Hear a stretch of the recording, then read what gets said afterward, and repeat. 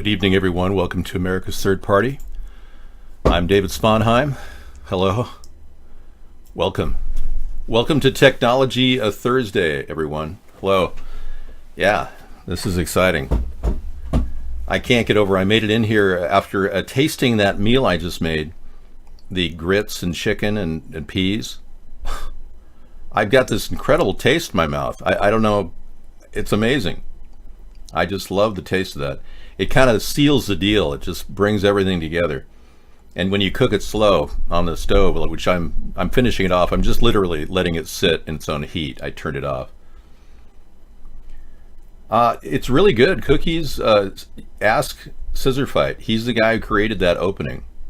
He's amazing, and his audio editing ability is becoming world renowned. Hopefully it'll lead to something really good for him. That would be great.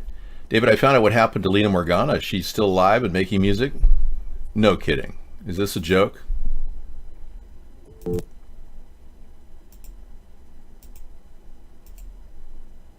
No kidding. So they faked her death?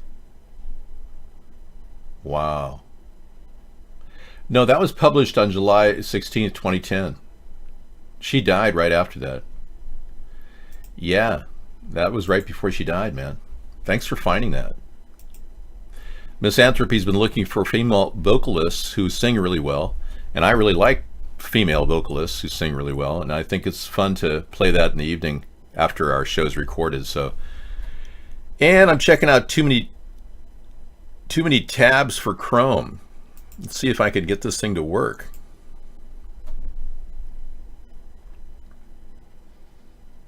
Yeah. More cover-up questions. Yeah, so I'm looking at a new technology. It's called Too Many Tabs for Chrome, and it's literally just an add-on. You plug it in. And here I've got all these things like the JFK movie I don't want to put in my lineup up above me, so I just hit the arrow button. This is something I want to keep. Parkland Shooting I want to keep. But I don't want to keep it here, so yeah. More cover-up questions. Parkland Shooting. I'm trying to put those to the side so I don't have to look at them all. Thank you. This is a really cool tool. Yeah, I'm enjoying it. Hillary Clinton nearly falls down. We'll leave that in the lineup.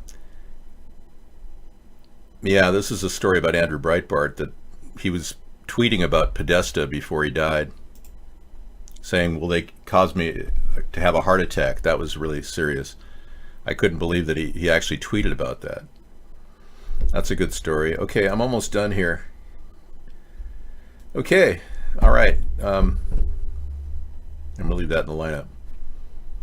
Okay, then you go away and it just disappears.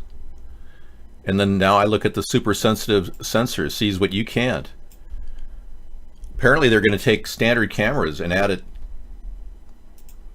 Okay, so we've got a collapse story. Yeah. Well, I don't know. I mean, it really did collapse. And I tweeted the story about the bridge, the pedestrian bridge collapsing today. I looked all over the internet for a picture of the bridge before it collapsed. And I couldn't find one until I went to a video a local feed did of the ceremony of them celebrating its collapse. So I seriously wouldn't doubt it was a charge set on the thing just to destroy it. You don't know, but you might have a point. But people did die. I mean, that's a fact, and my heart goes out to the people and their families that are suffering now because of this horrible collapse in the freeway in Miami. Let me get this picture done here. Let me show you some of the technology that's being used against you. Yeah, that's great technology.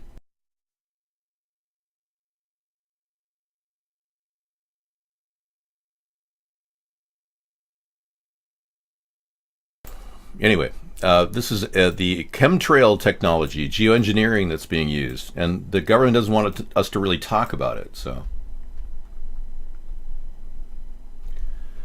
oh, so Lena Morgana died in '08?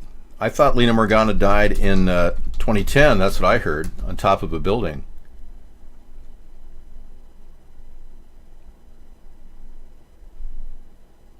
Here she's got a 2014 video that was created in '05. Okay. Yeah, I'm not quite understanding why Lena Morgana's story is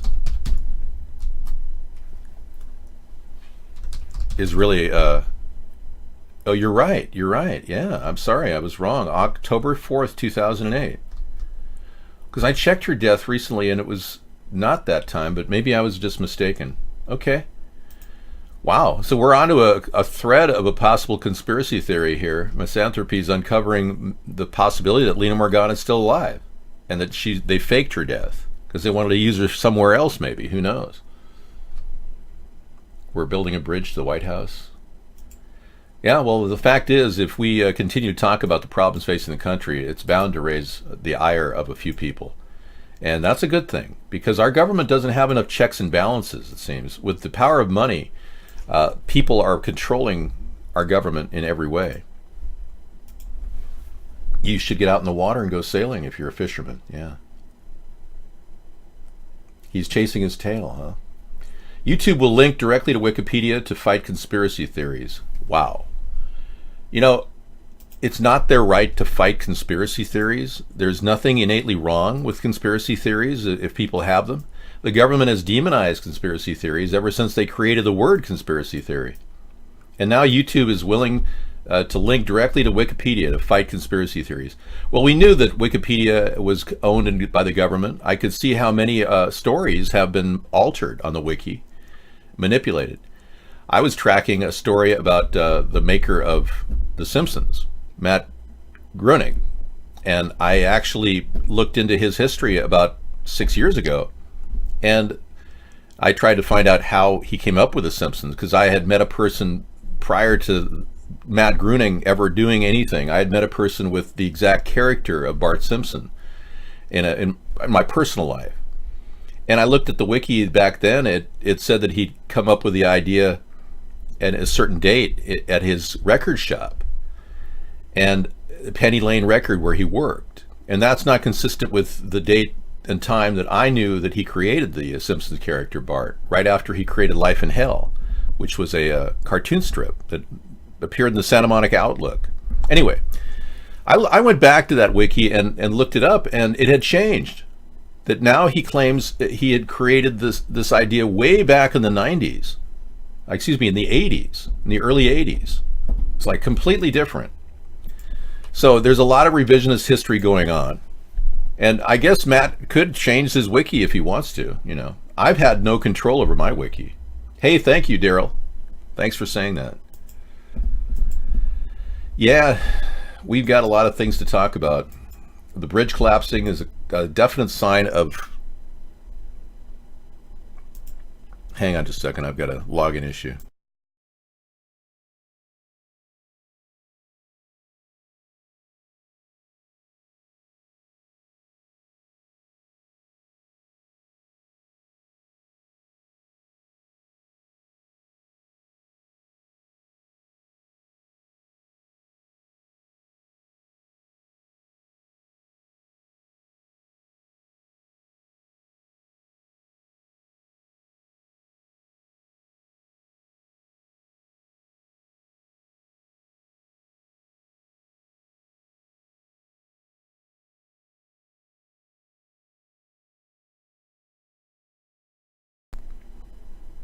I'm back. Thank you for putting up with that.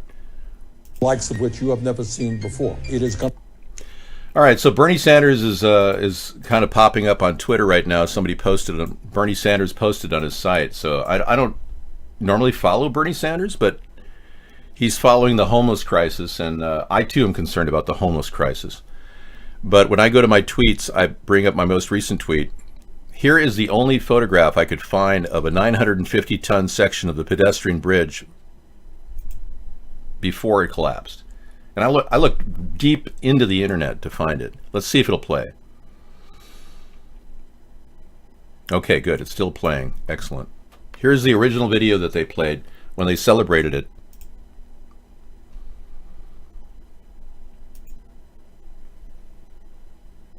Hopefully it'll play.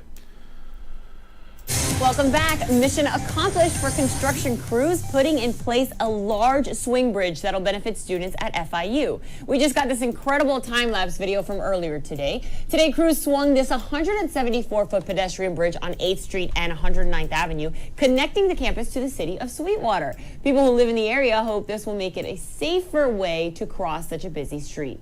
This bridge is not just someplace to someplace else. This bridge is a destination. This bridge is fully wired. This bridge will have tables. It'll have places where people can study, where they can contemplate, where they can observe the incredible traffic and dynamism of West Dade. A lot going on that bridge. The project manager tells us that this is the largest pedestrian bridge that was moved by using self-propelled modular transportation in U.S. history. Wow.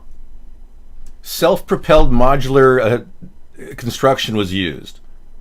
Yeah. And Meow TV said this was the first of its kind. Are you true? Is that true? Are you just saying that? I'm sorry, iVloggers. I forgot to enter chat. Okay, you guys can chat. Hi, everyone. It is true. It's the first of its kind. So I looked all over the place for this design. I couldn't find the actual photograph, but we got the video. So I don't have a hairpiece. This is my real hair. It's rooted in my head. It's all the way into my scalp. And this is how I. Yes, this is out of a shower, and then with a little shampoo and conditioner. All right. So that was a disaster, and we don't know how many people are dead yet. But we'll figure this out once they get this entire thing ripped apart. And of course, traffic is stopped on that freeway. Operation Hogwash blown wide open. We're exposing this David Hogg guy. Wonder what that's about. Hogwash. Good apt name. Yeah. First we find out that David Hogg and Emma Gonzalez are cousins. Oh, really? Uh-oh. These two people are cousins. How convenient.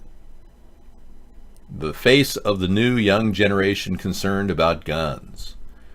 Really just paid actors, crisis actors. Meet crisis actors Emma Gonzalez and David Hogg. The Men in Black go mainstream for maximum effect. Then the Parkland shooting psyop exposed Emma as an accomplished crisis actor. There she is.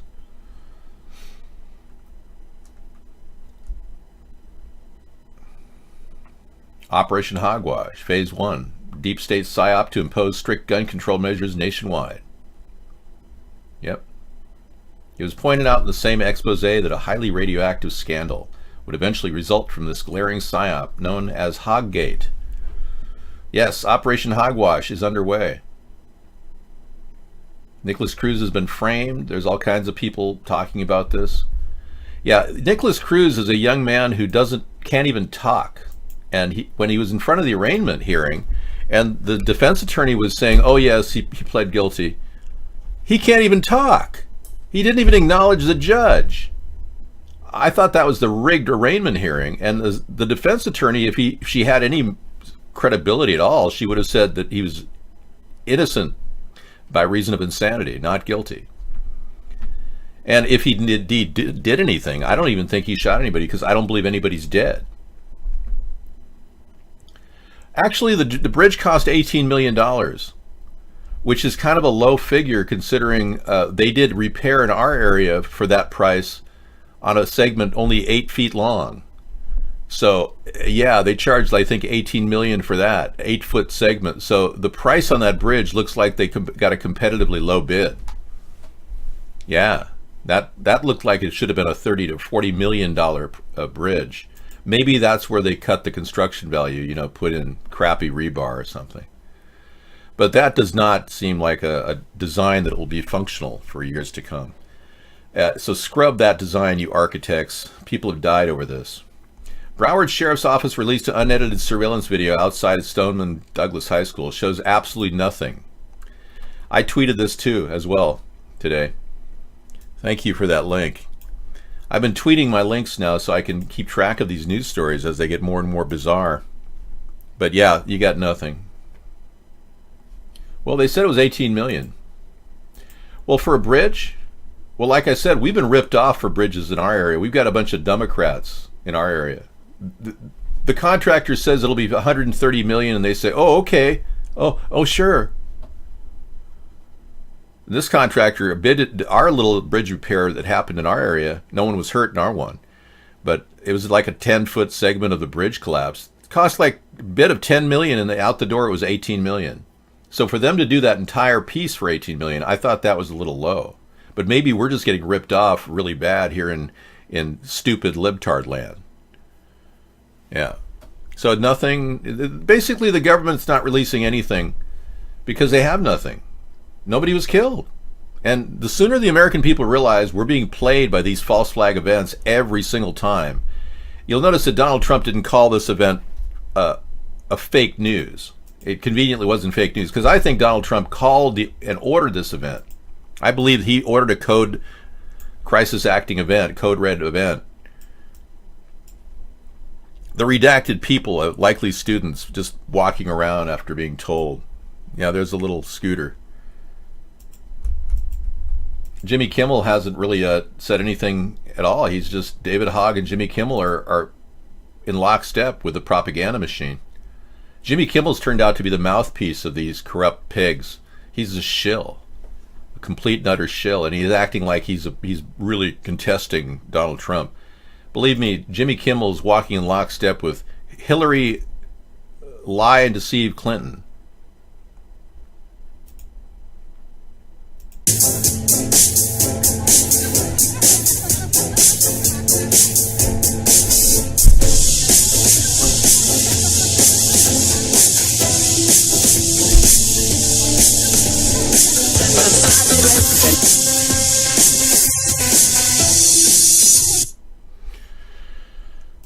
Yeah, I thought I'd bring that in case I have any kind of a question mark. People thinking I'm somehow supporting Hillary when I criticize Donald Trump. I get so tired of that, I can't tell you.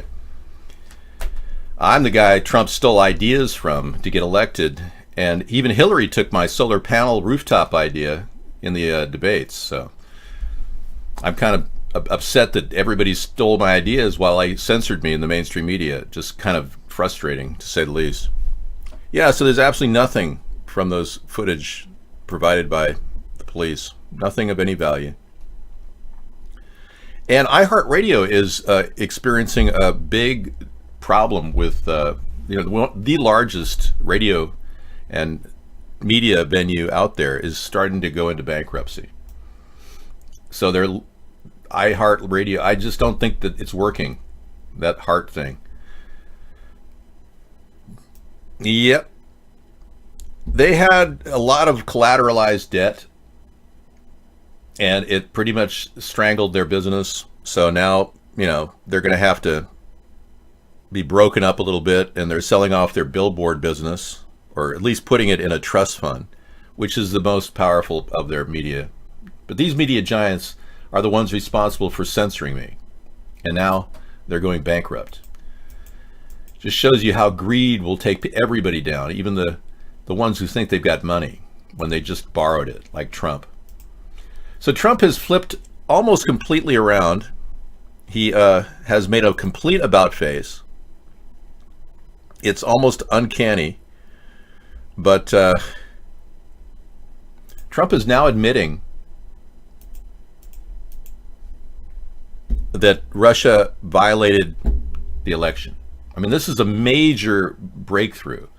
Because he's in a rock and a hard place, Mueller is now finally doing what I suggested he should do and go after his banking statements, and I hope his tax returns. But now Trump is finally caving in, and he's issued forced sanctions against the Russians for election meddling and cyber attacks. Now Trump is really running now. He's got his tail between his legs. He knows he's screwed up all along trying to endorse everything Putin said. And he's obviously been working for Putin all along, so I don't know, this is a case of maybe Putin just said, hey, go ahead and admit it, but don't say anything else. I think they're trying to work as much as they can out of Trump before he no longer has any value to them. And God forbid we have Pence as president, because he's completely hidden from the public view. He has hidden all of his emails when he was governor of Indiana. None of them have been presented. And I got to start the show. Oh, you're right. Thank you. Well, that was the end of that, and here's the beginning of this.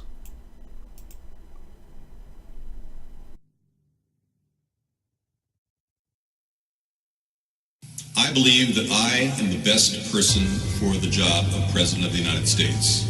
My unique talents give me the ability to be assertive and diplomatic at the same time. I'm a person who will spike the conversation, who will get politics rolling and stimulate new questions and new answers to our current political dilemma facing our nation. I believe I have a keen understanding of the economy and how to improve where we're at relative to other nations around the world. I believe that our goal at America's Third Party was to create a very strong platform in which would propel the American people forward with new opportunities and a new possibility of creating a better nation, a cleaner environment, and less war.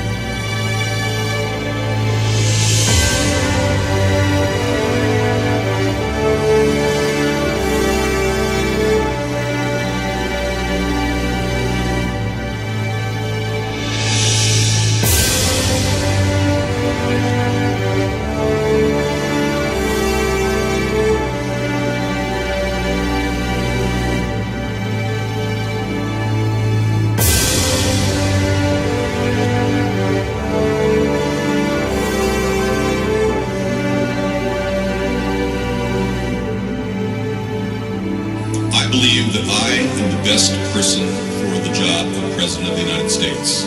My unique talents give me the ability to be assertive and diplomatic at the same time.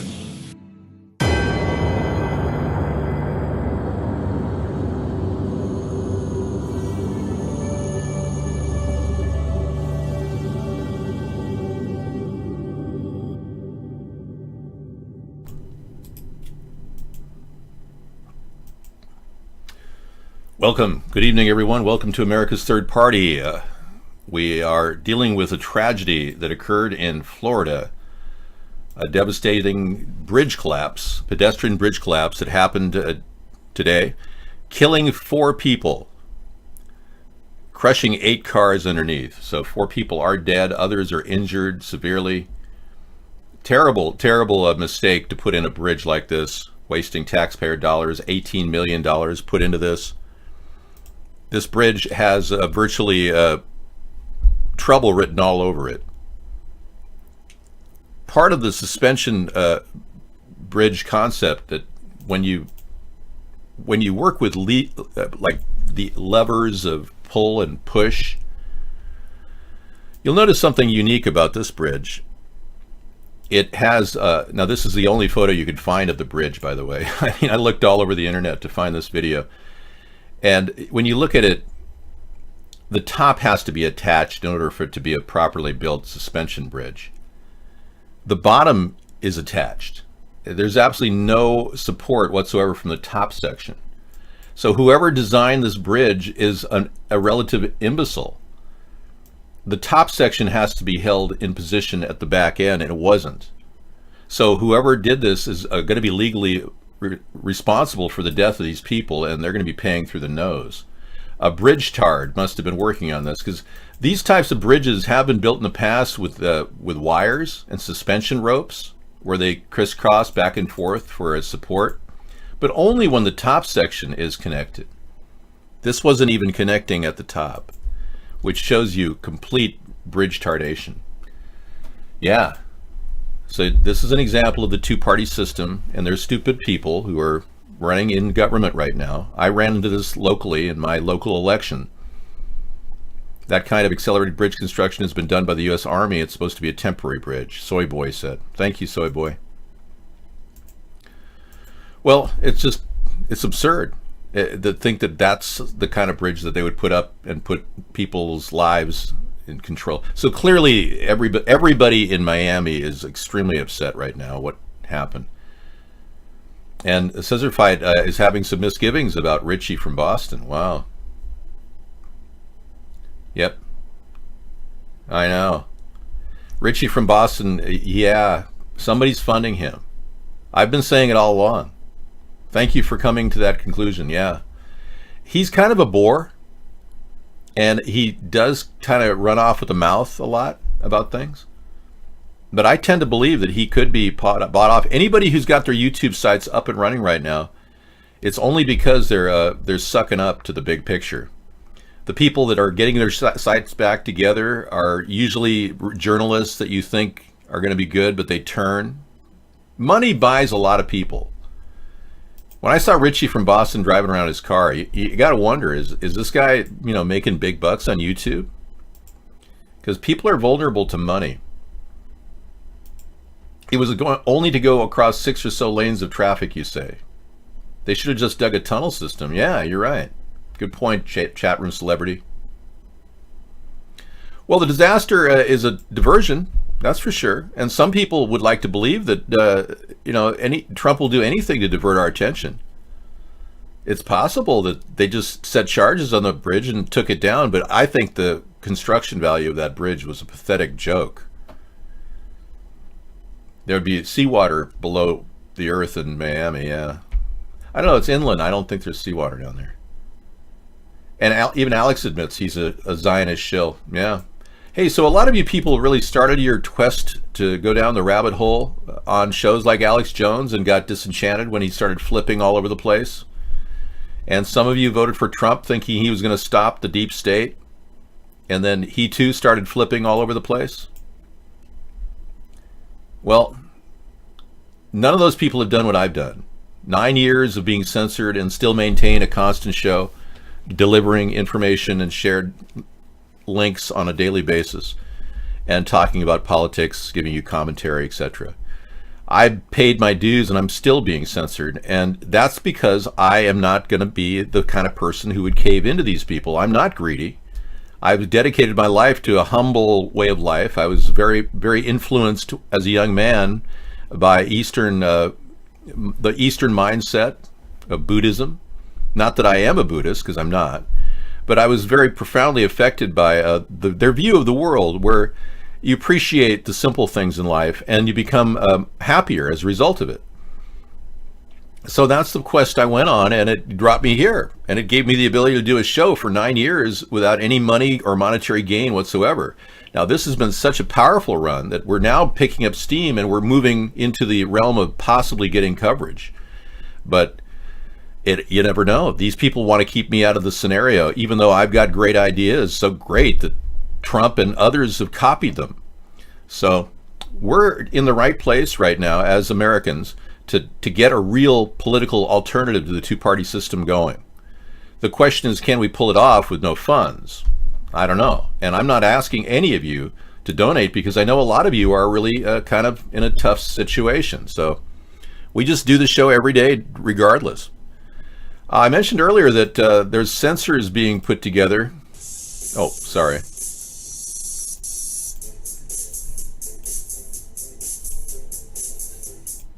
There are sensors being put together that can look much deeper into a picture than we normally can do, and they're going to be using this technology on older cameras as well. A team of engineers at Dartmouth College have invented a semiconductor chip that could someday give the camera in your phone the kind of vision even a superhero would envy. So with the pixels that they draw from, they're able to expand out their knowledge of an actual photograph. So there's so many different things you can see in photographs that are not evident to the naked eye. Okay, Alabama Sheriff Todd Entrican pocketed $750,000 from inmate food fund and then bought a beach house for $740,000. Yeah, thank you. Appreciate that misanthropy. We did cover this story last night, but it's just the kind of greed we need to talk about. The kind of greed that would make Scott Israel, the sheriff of Broward County, possibly accept funds to do the things he's done. We know that he's purposely not arrested people in Broward County, young people, because he wanted to get more federal funding. And people are accusing Scott Israel of all kinds of nefarious things. He won't testify regarding the shooting at Parkland, the alleged shooting. Scott Israel was invited by Chuck Grassley to speak in front of Congress, and he wouldn't. So Mark doesn't own the rights to any of this. It's shared rights between all the networks that recorded our broadcast, so including myself. Yeah, he doesn't own the rights to our recordings. Plus, Mark is going to be facing lots of problems if I become president, I assure you. The last thing on his mind will be collecting royalties from my broadcasts. Well, he won't own anything when we finish off the criminal charges. He'll be wiped out. When I develop the case officially, it'll be a slam dunk. We're not going to even... He'll have his day in court. Let me just put it that way. All right. So this man who is pocketing from the inmate food. Now, this is really interesting because it's legal for him to do this. In this state of, I guess it was Alabama, sheriff, you can pocket the money that you save on the food that you give your inmates. So he just literally gave them gruel and took all the difference and put it in his bank account. And Alabama is so backward on this issue. They're actually, he didn't commit a single problem illegally. He did it. He could claim that he did everything by the book. They just don't have laws to prevent this type of corruption. So we have to really look at the way we do business with these local sheriffs, and we got corruption in every city. I think I've got it in my city, in my town, in my community. Big time. Yeah, I can't even tell you how big the corruption is. In fact, it's so big that I got swatted, and they didn't even produce a police report. And it's been going on 2.5 years. They didn't even produce a police report when they swatted me, which means the case is completely open, and there won't be any statute of limitations on it. So I could go back and sue them 10 years from now if they don't produce a police report. And I asked for the police report, and I have proof of that. So I don't know. Corruption could very likely be running rampant through America right now. I have a feeling it is. Every city in America. I talked to people on the phone. I talked to a woman on the phone a couple of years ago. She called me up, and she said that she'd heard my name from a guy who was collecting signatures in front of her market. And back in 2012, people were collecting signatures back then. This was about 5 years ago. And she called me up. She said, "Do you know where that guy is?" He was an attorney. And I didn't. Some attorney was just collecting signatures on his own to try to get me on the ballot in that state. It was Wyoming. And it was Cheyenne, Wyoming. Anyway, she called me up, and I started listening to her story, and she was a divorced woman who literally lost everything to county corruption in Cheyenne. They kicked her off her land. First, they took all her livestock when she divorced her husband. Then they kicked her off her land with the court fees and the legal fees she had to fight them with. It was just unbelievable. By the time I talked to her, she was literally moving from a 55-acre farm, which she received in the divorce. She was moving into her camper with her dog. She watched her prized horses get shot right in front of her by the police, along with the cattle. They just flat out shot her animals. And I hear these stories across the country of corruption at every local level, and I'm thinking, wow, we are rotten to the core in America. That's why I couldn't run a local campaign. They are so corrupt in this area. They literally called me up after stealing 90% of my signs in the election. They called me on the phone, drunk off their ass, drinking vodka over at the Democratic headquarters, going, "Hey, man, what's going on?" All I could hear was people like screaming and yelling and congratulating themselves that they literally put me to rest by cheating. It was unbelievable. Drunk off their head, their gourd. Yeah, they were drunk off their gourd. They were like congratulating themselves that they would be able to kick me out. 90% of my signs were stolen on the highway. So we don't have democracy in America. We don't have freedom. We have a bunch of BS being fed to us on the concern platter. Oh, we're so concerned about the children's safety in the schools, and they're now trying to protest. All of this is an Agenda 21 plan to get rid of guns in America. And they're ramping it up across the nation, and they're doing it big time. And we're aware of it, but there's not much we can do to stop it, other than talk to people we know about the fact that there's no proof these events are happening. Okay, Tommy Robinson has been accused. Okay. Hyde Park. Tommy's been recused from speaking. Okay, thank you. Misanthropy. 300 years of guaranteed free speech at Speaker's Corner, London ended when Tommy Robinson is removed and banned for speaking. 300 years people have been saying whatever they want at Speaker's Corner in London, but not anymore. Let's listen in.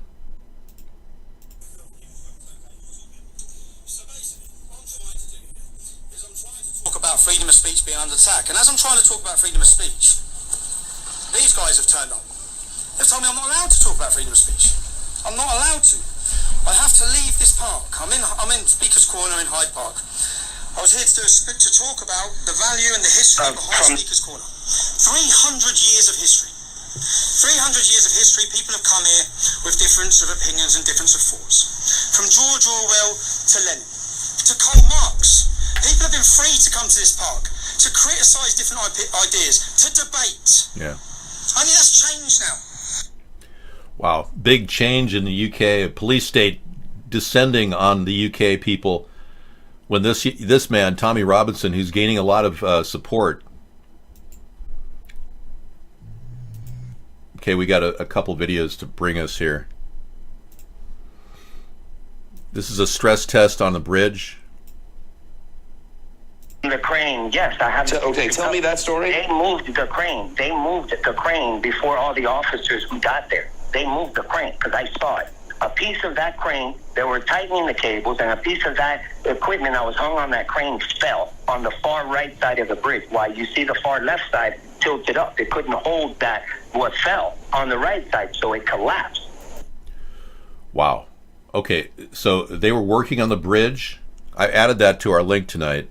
They were working on the bridge while it collapsed. They were allowing cars to go under it. I mean, this is the most incredible case of neglectful actions by government officials I've ever seen. All right, and then with this video, the tallest bridge. Okay, what's this about? It's a 51-minute video about bridges. We'll play that tonight, okay? This is the Millau Viaduct, the tallest bridge in the world. So this is the tallest bridge in the world. Okay. We'll be talking about bridges tonight, I guess. All right. Thursday chat dinners go for more than $10 a pop. Hope your dinner was less than a hope to was organic. Yeah. Chat dinners go for more than $10 a pop. Not sure how do you charge $10 a pop for a chat dinner? My dinner costs $2 for two. Good evening, Mystify. Hello. Yes, and they do have film of one officer standing outside because he was doing his job. Parkland surveillance video shows an officer standing outside the school during the shooting. Yeah, it was a code red crisis event. He was just doing his job. That's what happens when people are doing their job. He stayed outside long after the shooting. Yeah. This doesn't come as a surprise. Yeah, everyone in a code red crisis event, most people stand outside. Yeah, so they're claiming that they didn't do their job. Nobody died. Let's get that clear right now. Nobody named in the list of decedents even existed in that school. The entire school is obviously in on this somehow. I don't know, but you'd think people would know that that wasn't their teacher. Or if he was their teacher, he's gone. Anyway, I pulled up a lot of weird stuff on Twitter last night. It was, I was researching this serious situation where false flags keep popping up, and I opened up an article that came from a site that deals with the truth, basically. And I'm going to have it pop up here for a second. Hello from Dublin, Indigo Girl. Hello.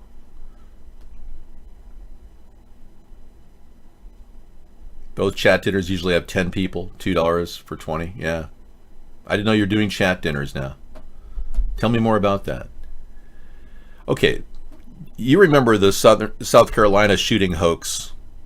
Well, all kinds of weird stuff I've got links to on my Twitter.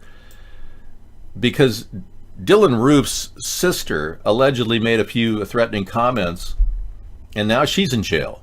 They found marijuana and a knife, a little pocket knife, and I guess some spray, pepper spray. And they've arrested Dylan Roof's sister, who is making outlandish statements that she thought was her right to do.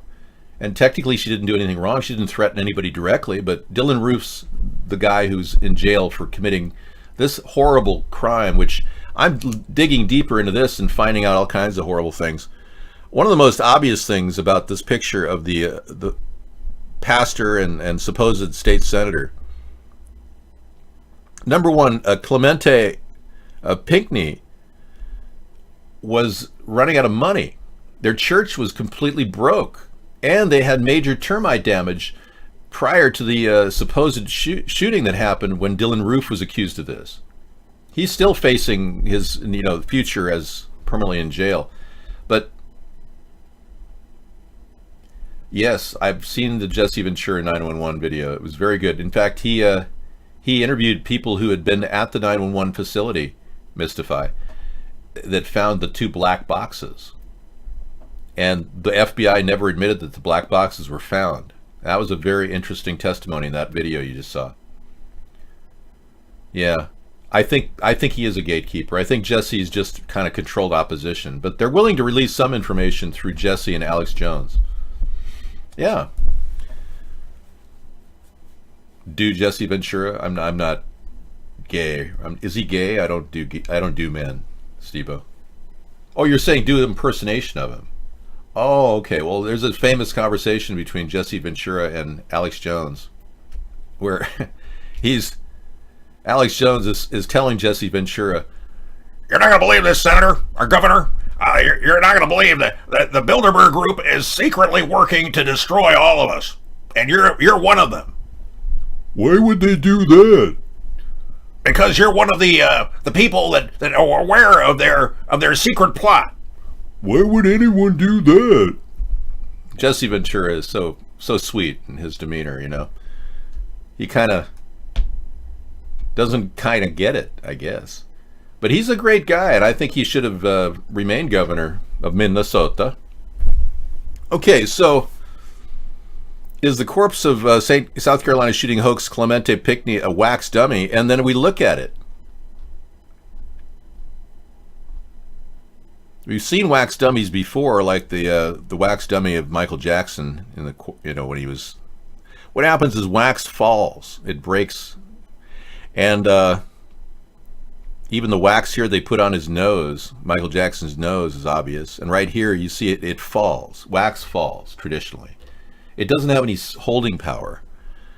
Well, when we look at the pastor's head here, and you analyze with scientific tools and precision instruments, you find out that his ears are not in the right place. He was 3/4 wax. His ears are abnormally low, and his face is abnormally large in the death mask that they created for him. And many people are wondering, why is he smiling? Well, he was smiling in life. Well, he's smiling in wax too. But you can see the ears are in the wrong place. So they got that wrong. And almost everybody in that church, there were like 4 pastors that were shot during that South Carolina church shooting. Not the recent one in Sutherland Springs. That's a different one, which also doesn't have any proof of it happening. But everybody in this church, none of the kids were hurt. It just pastors died. Pastors that were deep in debt. Everybody who had a financial reason to be in that church at that time and to die, happened to die. And this church also was having so many financial problems. Their termite problem was huge. They couldn't get out of it. Everyone in that death encounter were suffering financially. They were all really hurting for money. Oh yeah, the nose looks different. There's another obvious feature which is extremely disturbing. There's a strange tilt in the head. And this again is a process of the wax splitting. This, you can see, it has a like a knob there, and you can see there's no knob on his head. And skulls, when a person is dressed for death, and even with embalming, it doesn't affect the skull. And here there clearly is an abnormality, a major abnormality in the skull. Anyway, I gave you a couple links there on my third-party Twitter feed if you want to grab it, if you want to look at this closer. But we're seeing that almost every one of these cases, hairline is different too, yeah, you're right. We're seeing in almost every one of these cases BS, fakery. And our country is lying to its people because our country isn't really run by the two parties. It's run by people with lots and lots of money who have a stake in disarming our nation so that we would be like Germany and fall victim to the same type of slaughter that the Holocaust brought, killing all those ethnic minorities under Hitler. And the reason I believe that is because the people that financed Hitler were never caught. And the people that actually financed Hitler and handled his money laundering actually became our president and two of our presidents. George H.W. Bush, the son of Prescott Bush, who was found money laundering for Adolf Hitler. Yeah, money laundering when he was vice president and director of Union Bank of New York. Prescott Bush money laundered for Adolf Hitler. So George W. and George H.W. are both indirectly connected to the Nazis. Sure, take a look at the link to this analysis of the corpse. And there's another link I posted too that's also very relevant. It talks about their financial problems prior to making a deal. They actually had a GoFundMe page with a goal that was not met prior to the attack that happened in South Carolina at that church. So we're talking a couple years ago when, you know, a lot of these things started back in Sandy Hook, but they've been pushing this agenda of gun control, and they're trying to get everyone to be living in fear of guns so that we'll somehow get rid of them. That's their big move, because remember, every Holocaust in history has been preceded by gun control. Every one. Pol Pot had a gun control measure that took away everybody's guns in Cambodia. Hitler got rid of everybody's guns except for the Germans' guns. Any ethnic minorities who had guns, specifically Jews, were disarmed prior to the Kristallnacht, when they were herded up and put in rail cars and taken out of the ghetto. So yeah, 153 has a warning about Richie from Boston now. Thank you. Thanks for looking into the credibility of these people. Take you to the... A lot of people are worried that some of these people that are keeping their video sites up and getting promoted with more subscribers are possibly working for our government through AdSense. They like the AdSense money. They don't stop because they like that AdSense money. It keeps them going. I personally know of one who not only works for them, he basically joined the Lucis Trust Fund, which is run by Luciferians at the UN. We got some pretty sick people running our world, folks. We're not being carefully guided by a benevolent hand. These people are pretty sick. So let's listen to date this. Real quick before we start. This was December 13th, 2017, and this was when 153news.net was very first getting going. And so this was an email I sent to Richie from Boston, and I'm like, hey, Rich. And I asked him, I said, do you want us to mirror all of your videos from RFB and RFB2 over to 153news.net? And I explained to him that, you know, we were here because we keep getting taken down and we're trying to fight, and that, you know, he could very well be a big name and a big voice to this community. And I didn't understand at the time how significant this was, because his response was, yeah, I'd rather you didn't at all. So that's a no. I was very confused by that, because if you have videos on YouTube, we keep losing them. Yeah. So here is a ginormous smoking gun right here on this email. And this was back in December 13th, 2017. And so that's where my mind was back then. And let's continue on. Go to today, and today is March 15th, 2017. And the last video I watched from Richie, his channel had been terminated, right? And we saw one time where Richie from Boston got his channel back, right? Yeah. Unbelievable. It was a miracle. The guy got his channel back. Okay, so it happened one time. Now, we've been kicked off of, I'll play this a little bit later to get the complete gist of it, but we were kicked off of our live broadcast. We had a concerted attack by Lot Lizard, who's received $450,000 from Mark to attack us. And they permanently kicked us off. YouTube won't put us back on as a live show. I've requested a couple times. I have to keep filling out requests for a dispute, and they haven't resolved my dispute. The Ides of March today, yes. March 15th. Yeah, and you lost 2 channels, got none back. They're not responding very nicely to people who are really truth seekers, but they'll give anybody who's on the take their site back up. And I'm really concerned about the censorship, and I'm really convinced that this is exactly what our government is up to. They own YouTube. They purchased YouTube through Google, and they own Google. Larry Page and Sergey are not the sole owners of Google. It's primarily owned by our government through a company, a shell corporation, called InQtel. And they run that out of DARPA, the defense organization that works for the Department of Defense. So our social networks that all sprouted up right after the .com burst have all become controlled social networks to mine information about us and to no, Mark's always been fully able to drop our show, but he knows he's going to face a lawsuit that way too. His best shot is that I'll never be successful and never be able to sue him. And he's banking on that. Yeah, Mark's just thinking he'll get through this. He's been given assurances because the government, our government, I think, is helping Mark.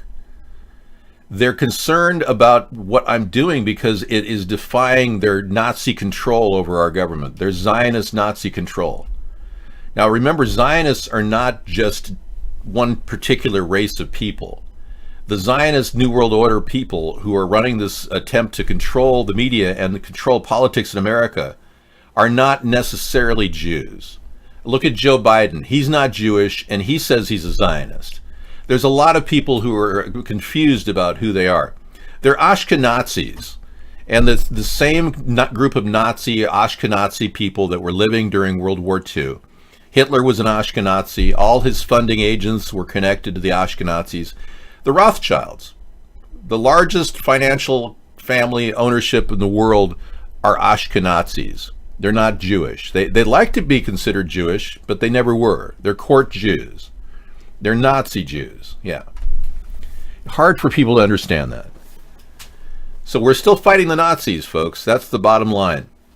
So our war has not ended. Just because my father fought in 3 tours of duty and World War II ended, the Germans did lose, but the people they put in power were connected. There's a reason why Angela Merkel is still in power in Germany after all these years. It's not her good looks. It's not her incredible dancing ability. It's something else. And no feed, yeah, it's down. I showed you this last night. I can't get over it. It's just look at the uncanny likeness between her and Adolf Hitler's mother. Check that out. Angela Merkel could very well be the daughter of Adolf Hitler, still in charge in Germany. I mean, tell me that's not the most amazing thing. I'm going to give you guys a link to this. I know. I was like blown away. Check this out. It's just phenomenal. And you look at her facial construction, you see how similar she is to in face and mannerisms to Adolf Hitler. Anyway, if you're in Germany watching the show, you're probably your jaw's dropping right now. It is pretty close. Anyway, there's a reason why Angela Merkel has remained in power all these years. She's connected to the Rothschilds. And Hitler was too. Hitler was related to the Rothschilds somehow, some way. I'm not sure exactly how, but I'm still researching it. They installed Hitler in Germany, much like they're installing people like Donald Trump in America. Their game plan is world domination. And their greatest goal... Ustream is down? Okay, I'll bring it up again.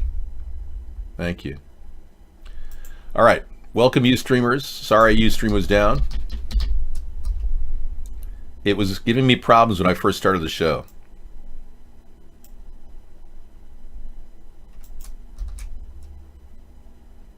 Okay, we're up and running now. Thank you. And thanks for telling me about that. Yeah, I'd forgotten. I couldn't get into Ustream early. They knocked me out. All right. Keeping everything together here.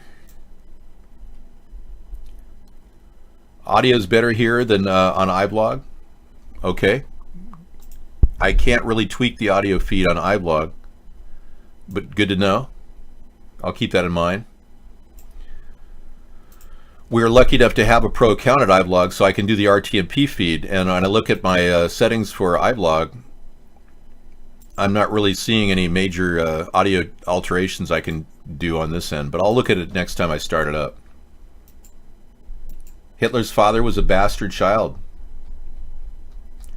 Well, whatever. All I can tell you is many of you people don't realize the Rothschilds are Ashkenazis.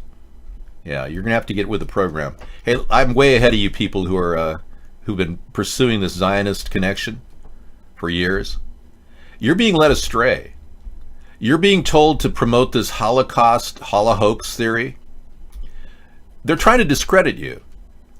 That's one of the reasons why they sent David Duke over there to Iran to check out Iran's denial of the Holocaust many years ago. And I understand that David Duke supports Trump, who's a Zionist. So you guys are all screwed up over there. You people don't even understand where you're coming from. You've been misled by a lot of controlled opposition. But hey, we're on it. We're going to stop the Zionist control of our country. I'm doing everything I can to clarify everything to everyone. Two firms involved in construction of the collapsed Miami Bridge have a history of safety complaints. Thank you, Guy Smiley. A special method was used on this bridge ostensibly to minimize traffic disruption and maximize safety. It is called accelerated bridge construction. Jim Axelrod has more on this. It was a moment of celebration for Florida International University this past Saturday when the pedestrian bridge was put in place. The university's own time-lapse video shows. It's a dream come true for our university. FIU's president Mark Rosenberg hailed The design of the bridge, supposed to last 100 years and be able to withstand a Category 5 hurricane. At 174 feet long and 950 tons, the main span of the bridge was lifted from its temporary supports and rotated 90 degrees across 8 lanes of highway. All right, before we go any farther, the construction of this bridge is, like I said, if the suspension bridge cannot be held on top, it doesn't have the suspension ability of the crisscrosses. It's completely mindless, this entire plan. I'm going to play that a little bit later, but thank you. Yeah, CBS News. It's completely absurd to think that the crisscrosses are going to be of any support. They're of no support. They add rigidity to it, maybe, but the whole purpose of a suspension bridge is to have the top section connected. So the very architectural design itself is flawed in a critical way. Anyone who came up with that idea is a moron who has no knowledge of push and pull. It's absurd. Yeah, a bridge tart, we were calling him earlier. Clearly a bridge tart put that together. So yeah, Miami might have to deal with a real payout for victims' funds here. Not one of these fake Parkland shooting victim fund things, where they have money sitting, waiting for you from the elites who want to make this go away. Okay, Hitler is your grandfather? Really? I don't believe that. You're psychotic. He was born near the German North Austria on the Danube. I don't really believe a second right now that Hitler is the subject we have to talk about tonight, okay? I would rather not. Thank you.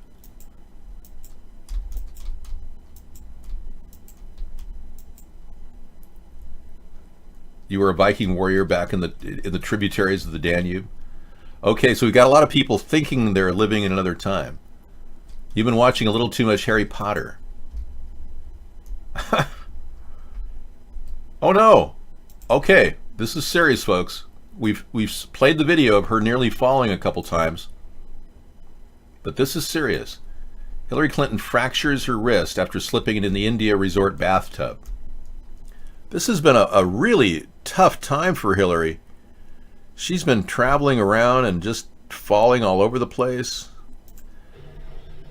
Here she is.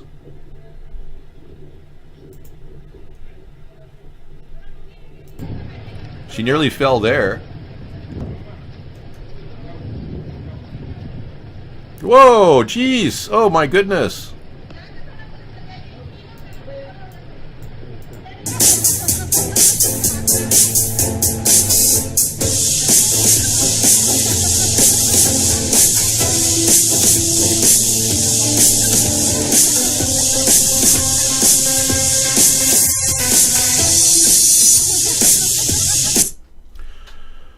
Okay, so she fractured her wrist.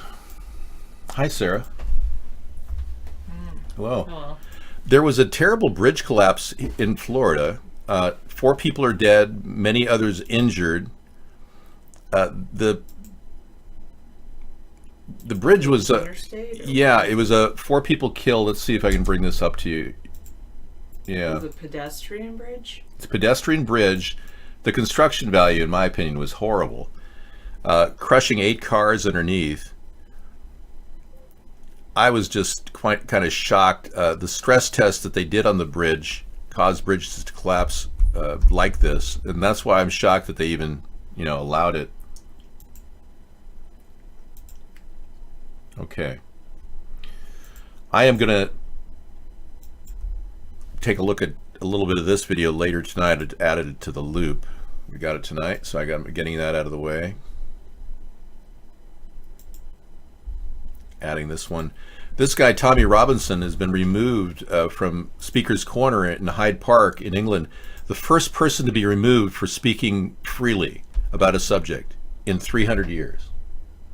They told him to shut up. About? I don't know. What was he talking? Who removed him? Well, the police in Hyde Park. They've never removed anybody for freely speaking. This is a landmark case. 300 years, and finally they removed this guy for speaking out freely on the issues. Okay, we got a couple Lena Morgana videos tonight, trying to track her story. Somebody says she's still alive. That's very interesting. I'm very, very curious about it. Misanthropy was researching this.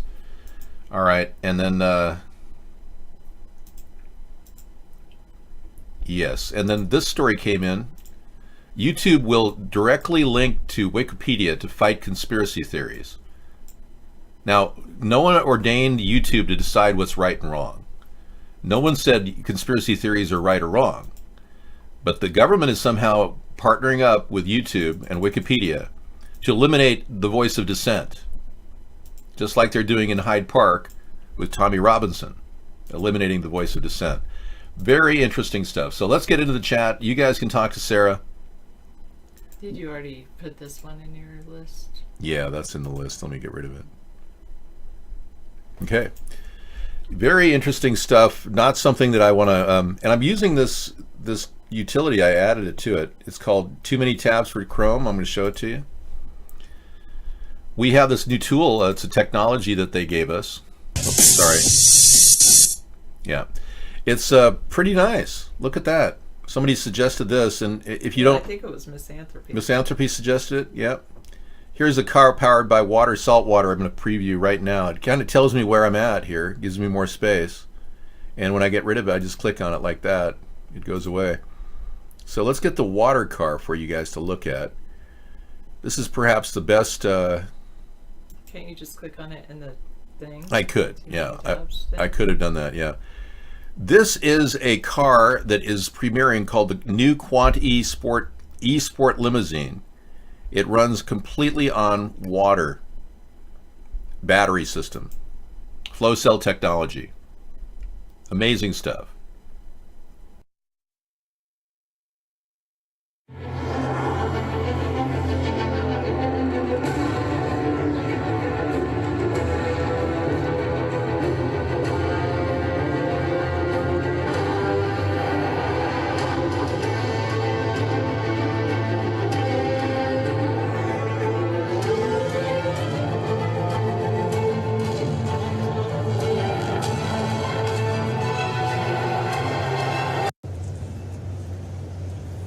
Forward cabin, and this is it. How do you like it?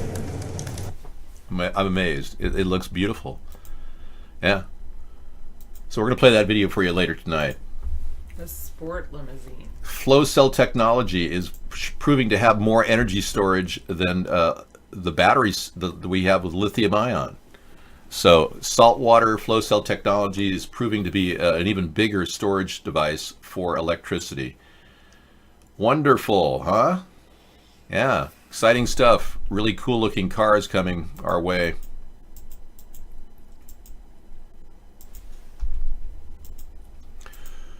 All right. Sarah's going to take over the show. I'm going to go take care of some things. I'll be back. Thank you.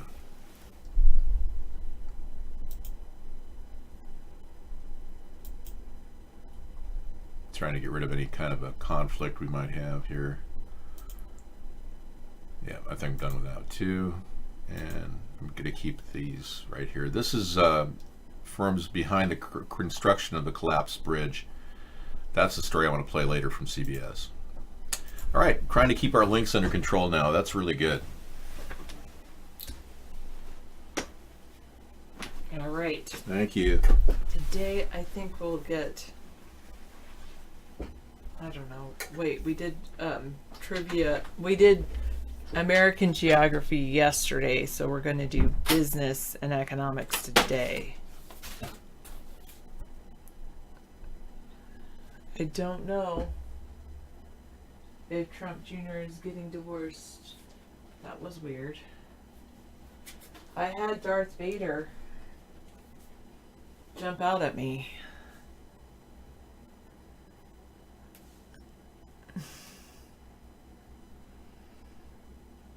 Because David needs to take a break. All right. And he was like, where is she? Why is she going off camera? I'm just kidding. My coat looks like tiny fruity pebbles. Yes, kind of. It is like that. Misanthropy, true. It's that same color. That's for sure.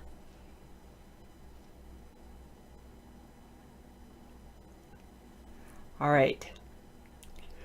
Vanessa Trump, Donald Trump Jr. divorce filing. All right, thank you. Well, David has that Star Wars poster. Impeach Trump. Yeah, I mean, I always wanted to have hair long enough that I could do the whole Princess Leia hairstyles. I know, I'm so sorry I didn't tell you Happy Pie Day yesterday. Happy Pie Day. In a way, I could still say today's Pi Day since it's 3.147. Or is it 17?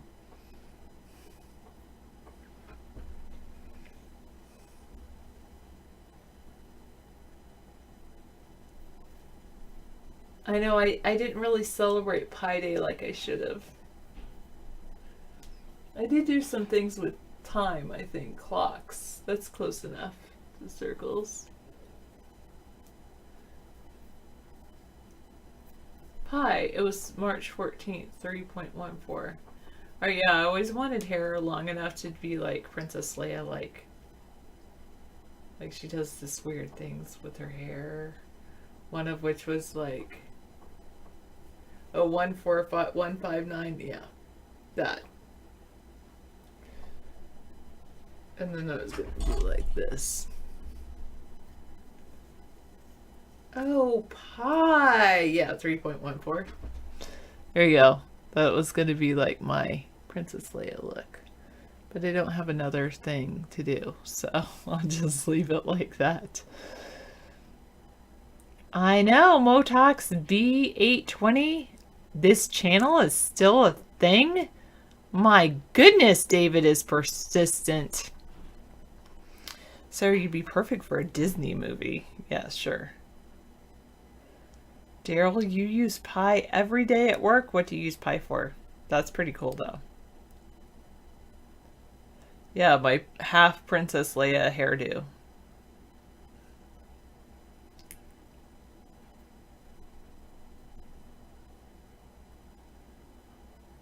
Moto. Well, you should have put a dash in your name then. Is there, if that's possible. Or capitalize the X. If you wanted to be called Moto X. Check yourself. Check your name. Motox. No, I'm just kidding. Moto.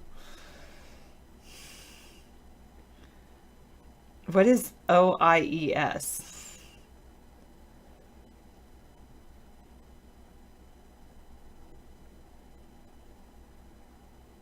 Yes, you're right. Motocross is pretty cool.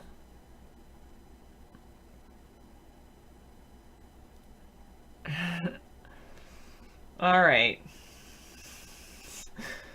All right. Now that I know, I'll be better at calling you motocross. That's better. I don't want. I'm sorry. I'm just not gonna go down to it. I'm not gonna like strengthen it to Moto X. I'm gonna say motocross when I see you, Daryl. Online encyclopedia of integer sequences. Interesting.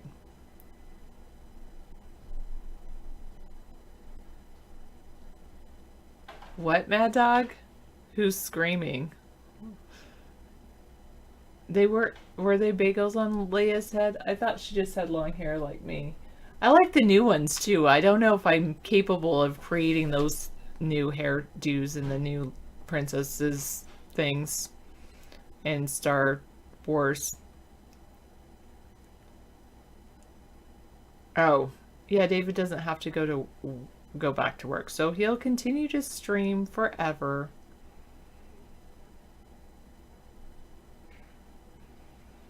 You've never been here? Well, welcome, motocross.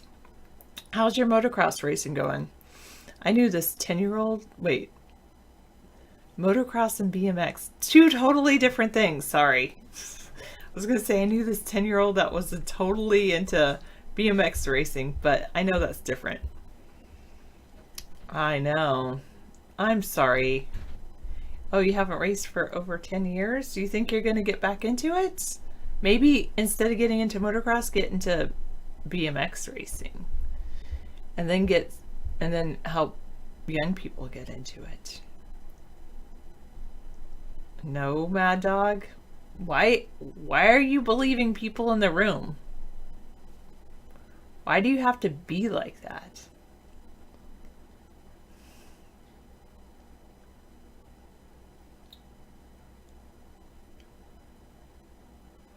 Well, once you have a house paid for and you live within your means, everything is great. Oh, you went to college. Isn't it tough? Like college takes all of your energy and you don't have the energy to do the things that you love, like motocross.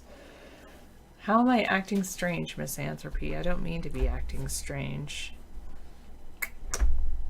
Maybe I am strange. And you're just now realizing it. Sad but true, Mad Dog.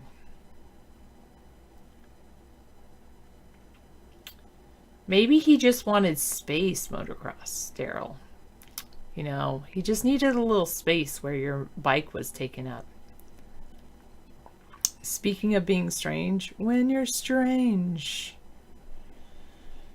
no one remembers your name. When you're strange, it makes you want to watch the movie Doctor Strange. What about Doctor Strange Love? How I stopped worrying and fell in love with the bomb. So, Sarah, what are some of your hobbies other than Vaughn? Right now, I can't really do my hobbies because I need to work on my master's degree.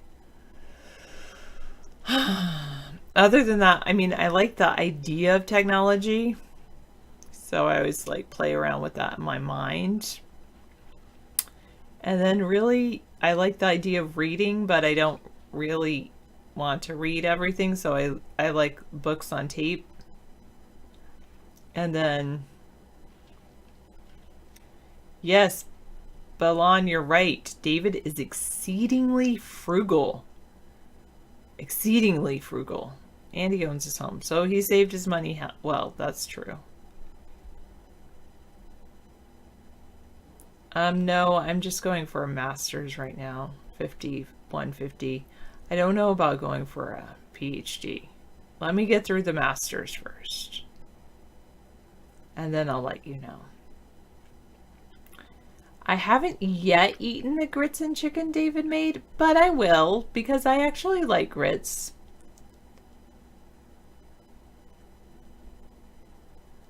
Yes, impeach Trump, that would be bad. But you know what? I'm just going to stick to my current occupation, which is education, and I think everything will be fine.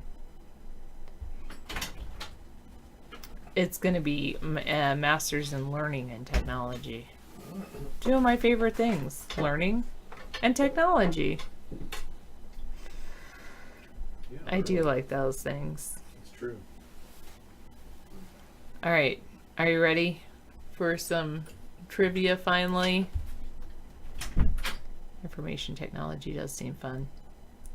I'll try it, Daryl VJ. I'll try to make our children smarter. Well, I'm going to make them try harder. How about that? Physics. I never took a physics course, and I think I would like it if I did.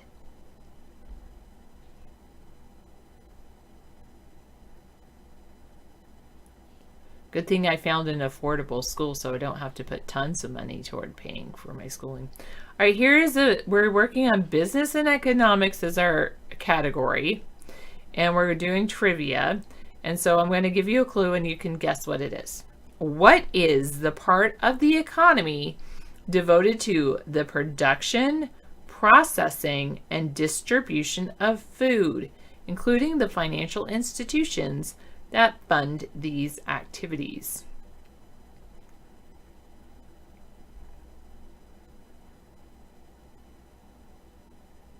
Correct, 645. Dave likes his chicken grits and peas. The answer is agribusiness. Agribusiness emphasizes agriculture as a big business rather than as the work of small family farms. Grits can be cooked well, Jackson.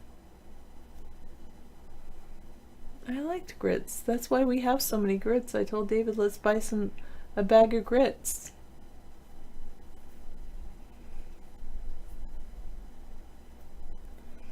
Yes, foodology, kind of like that. No way? Yeah, add some butter and some salt and grits are good.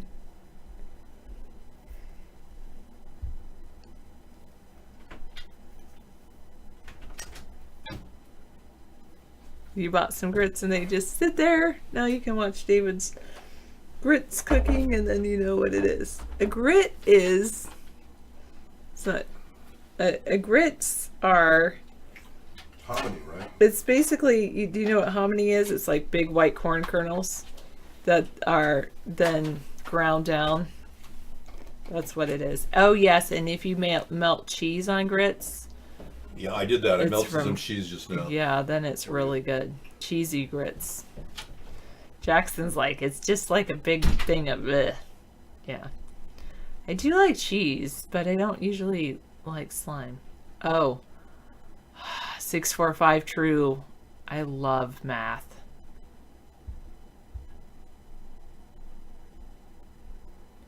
Wait, nothing interesting. Russia attacks our power plant infrastructure and we do nothing? What?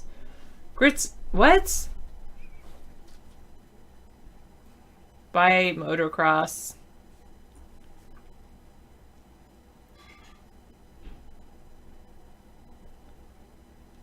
Corn chowder? Yeah, I guess that would be good. FBI announcement today. We'll see. Obviously, I'm out of the loop. So Russia power infrastructure.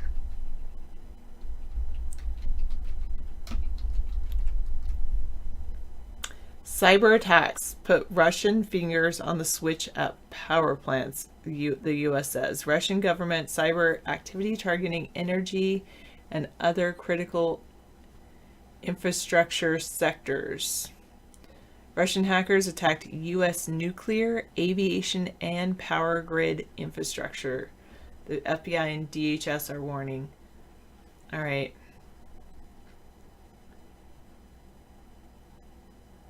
And at first, the U.S. blames Russia for cyber attacks on the energy grid. And they're doing new sanctions.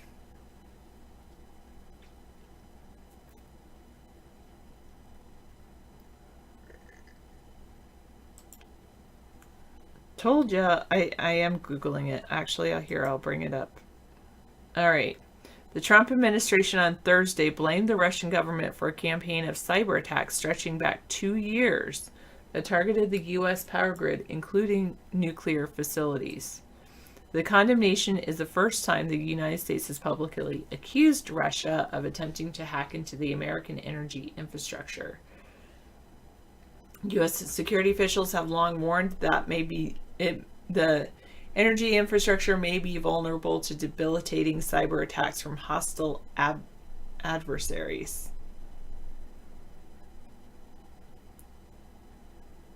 Ballon says the U.S. is just busy trying to cause World War III. No biggie. And Misanthropy says, you know what's bad for our energy grid? Crypto mining. It does. It takes a lot of energy to do crypto mining.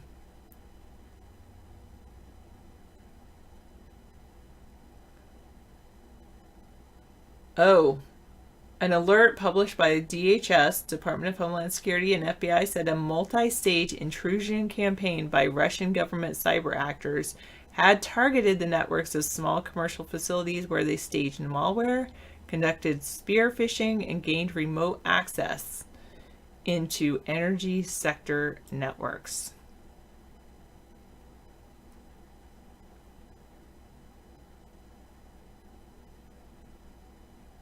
They targeted government entities and multiple U.S. critical infrastructure. One in Kansas. News of the hacking campaign first surfaced in June of last year in a confidential alert to industry that described attacks on industrial firms, including power plants, but did not blame the Russian government for the attacks. In October, the DHS also released a public alert listing much of the same technical guidance, but did not at the time name the Russian government. Russia has been widely blamed for two wide-reaching attacks on the Ukrainian energy grid in 2015-2016, which has been was condemned but led to little international response. The U.S. Department of Energy did not immediately respond to a request for comment. Energy Secretary Rick Perry, who was testifying in the House of Representatives panel when the news broke out about the Russian attacks, told lawmakers that almost on a daily basis, he realizes more and more that cybersecurity is a high priority for the country and the protection of the power grid.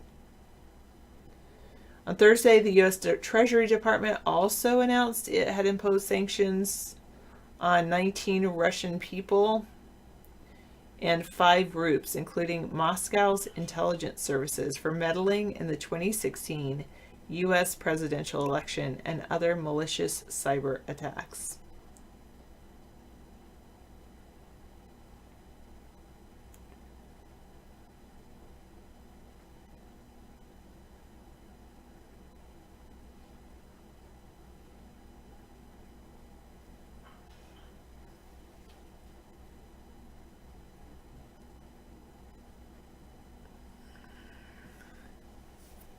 Impeach Trump. You think Russia was helping the USA exploit any vulnerabilities so they can patch their kernels?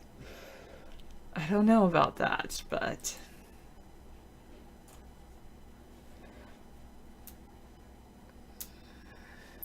and Mad Dog says, I don't understand why everyone is so shocked the Russians are practicing espionage against us. We've been at war for years. I know, impeach Trump.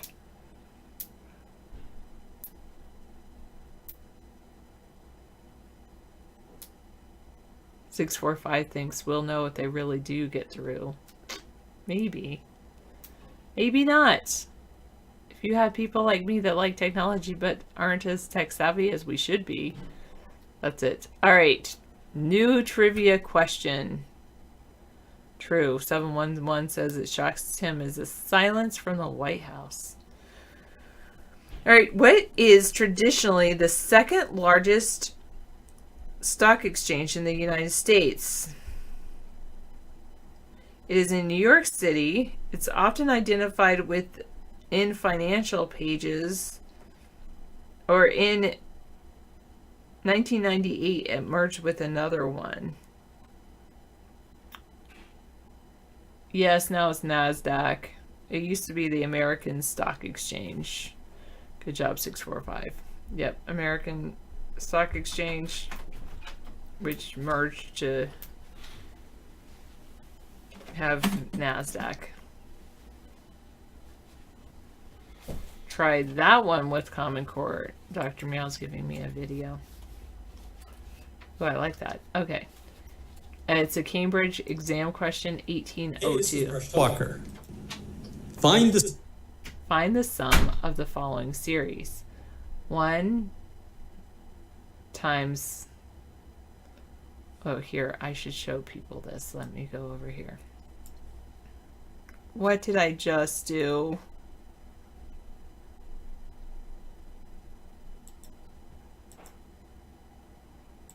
I think I just closed out of the chat.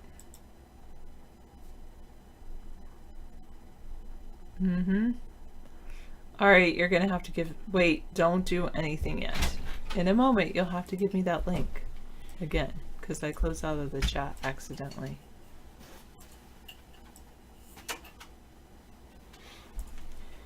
Alright, I'm bringing the chat back up.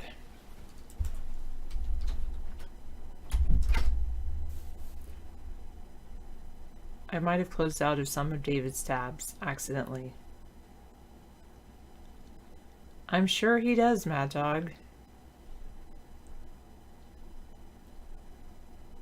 I'm sorry to hear that, though.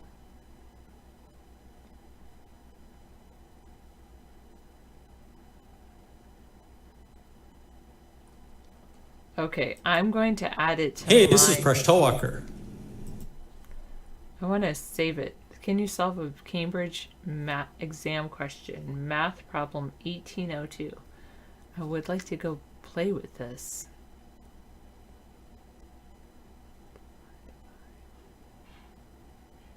It's going to be an infinite... Watch the video for a solution. It's like a minuscule amount. Wait, oh no, no, no. 1. Alright, let me just think about this. Add to, watch later. I wonder if David has a math one. Probably not. No, David doesn't have a math thing. I want to send this to myself on my other account. Share. Google Plus, Twitter, email. Cancel. Alright, I'll just look it up later. Alright, thank you, Meow TV. Dr. Meow, I mean.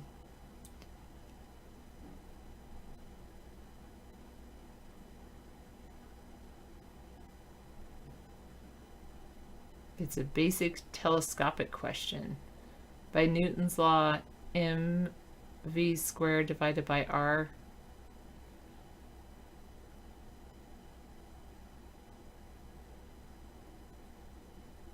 What do you mean, do they have like a math website?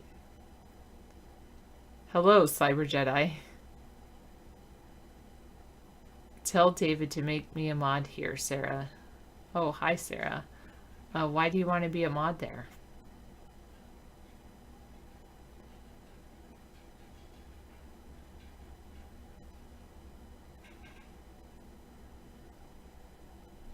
Okay. All right.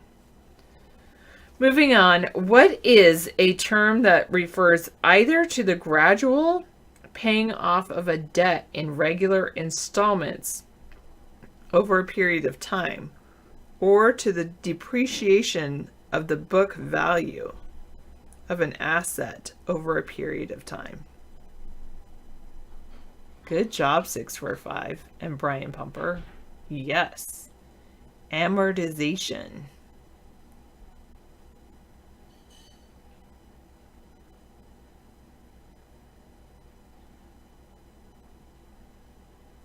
Mods do have many responsibilities.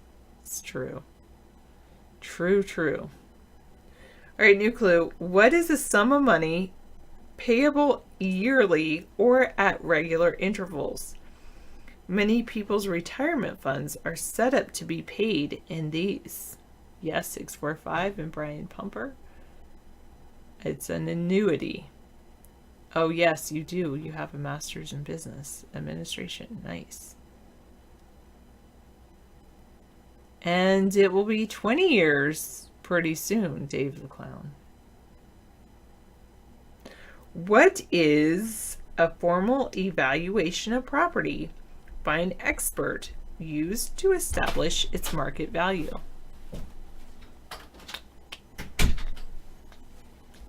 Nope, I don't feel like a change. Appraisal is correct. I know, Cyber Jedi, you're an awesome caster, I think. Actually, I don't know. I've never been to your show. I'm just assuming. Cybercaster? Cyber Jedi? Oh, yeah, Cyber Jedi's got a show. Yeah. Okay, I'm going to go He's have developing some an AI grits system. I told him he needs to create a bot for a chat that we could use in our show. Are you impressed by Brian Pumper's MBA? Master's in Business Administration. No, Brian Pumper, no. Thank you, Sarah. Sorry, I guess it takes a lot to impress David. I don't think my master's will impress him either. No, I am impressed. I'm impressed. But the fact is, you don't have to do any of this to impress anybody. That's the point. You know, it's not about impressing people. It's about achieving what you want in life. If you are into impressing people, you'll always be unhappy. True. You have to accept the fact that, you know, not everybody's impressed with everything. True. Brian Pumper says he got his degree to impress Dave. Wow. I'm not impressed. I do have pants, yeah. They have many different types. I like Dockers. That's one of my favorite brands. I think they're pretty amazing that they've got brushed cotton that's wrinkle free and keeps its crease. They do a great job with that. And I like Perry Ellis. I think he does a good job. Joseph Abad is looking good. I also like Calvin Klein, but they tend to be a little too tight. I'm more of a big guy, you know. So we can talk about all the different fashion designers in the world if you want.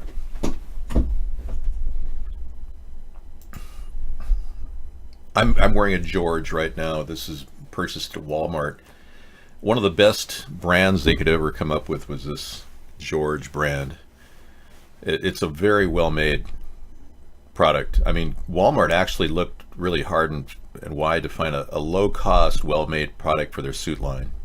And George is exactly that. No, I won't be having a Vice until we actually get a second of media time in the mainstream media. I can't even imagine picking a vice president when I can't even get a second of media time in my own country in 9 years. So it's kind of a pointless discussion. Can you turn cams here? I can. Do you want to go online with me? Do you want some chicken? Help yourself, whatever you want. Seriously, I'm not that hungry, but it's all there for you.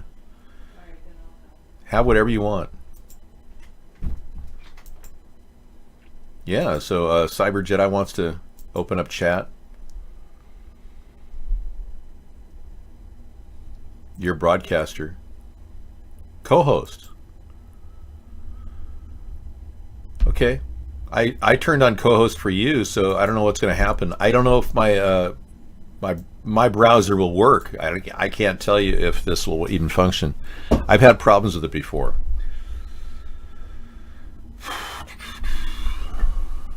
Yo, your golf shorts are George, very good fabric. Yeah. I mean, like, this is the most durable coat I could ever have. I have this and a Chaps sport jacket that I can travel with this set, no problem, and I think I'd be dressed. But we got very little to talk about with clothing. Pretty minimal discussion. So the news today really is that Trump has completely changed his position. Trump administration sanctions Russia for the election meddling and cyber attacks. So people have finally gotten through to him that Russia did meddle in the election. Major milestone for a lot of the Trump people to even admit this.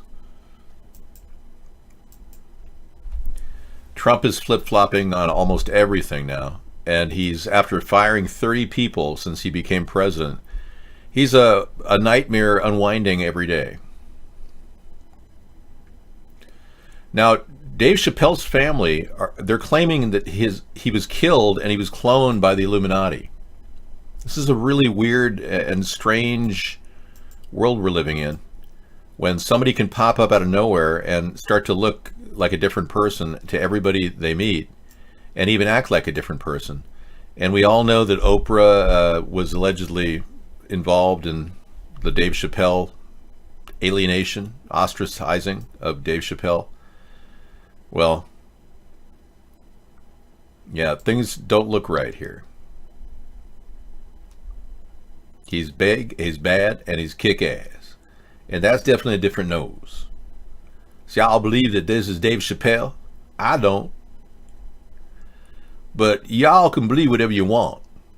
It's very possible he was cloned. You know, cloning occurred 20 years ago with Dolly the sheep. That means that they were doing cloning 20 years before that just to get to that point. So they've been cloning for 40 years. They could easily have replaced him, yeah. Does his family? I wonder if his family, yeah. They claim his star was killed. That's really an amazing story when you hear your family saying that you're not the same person.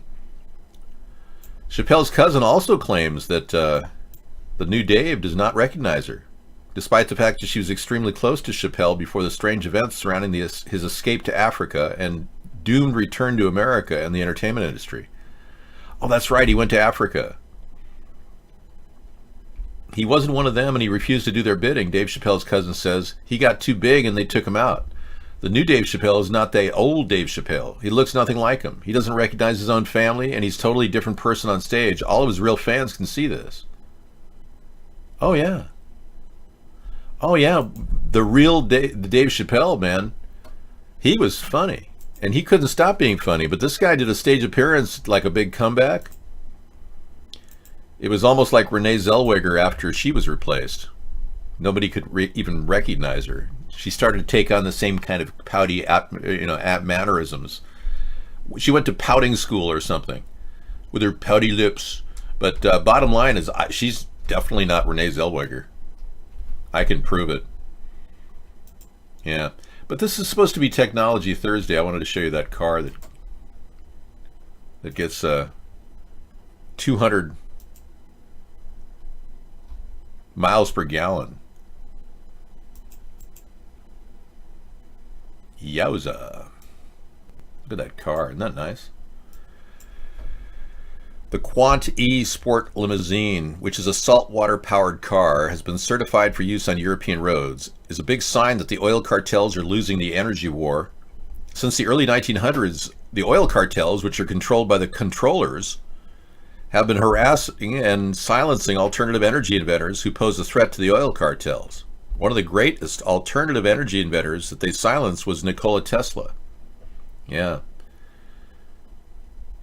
J.P. Morgan pulled the plug on Nikola Tesla.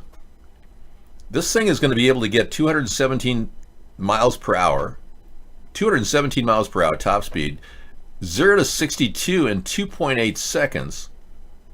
That's, for a luxury car, that's unheard of. And its electrolyte flow cell system will become more mainstream as the new paradigm emerges. Yep, so just like I said, flow cell saltwater batteries are the future. Fantastic. I was not a big fan of Dave Chappelle. I've never seen him perform, but at Comedy Central I caught glimpses of him, but that was a time when white people were being persecuted by blacks, and I didn't want to, play into that racism, that pure white hate that black people have. When Richard Pryor made fun of white people and got us all laughing, I thought that was pretty pathetic. If we're going to be able to if they're going to make fun of white people, we can damn well make fun of black people. I mean, ridiculous. So that's why I did the blackface video. But I wasn't making fun of black people. I was making fun of Barack Obama. I wasn't trying to denigrate black people. I've never denigrated black people.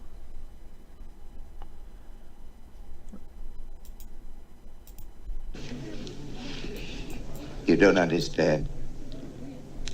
I've got proof. He has proof.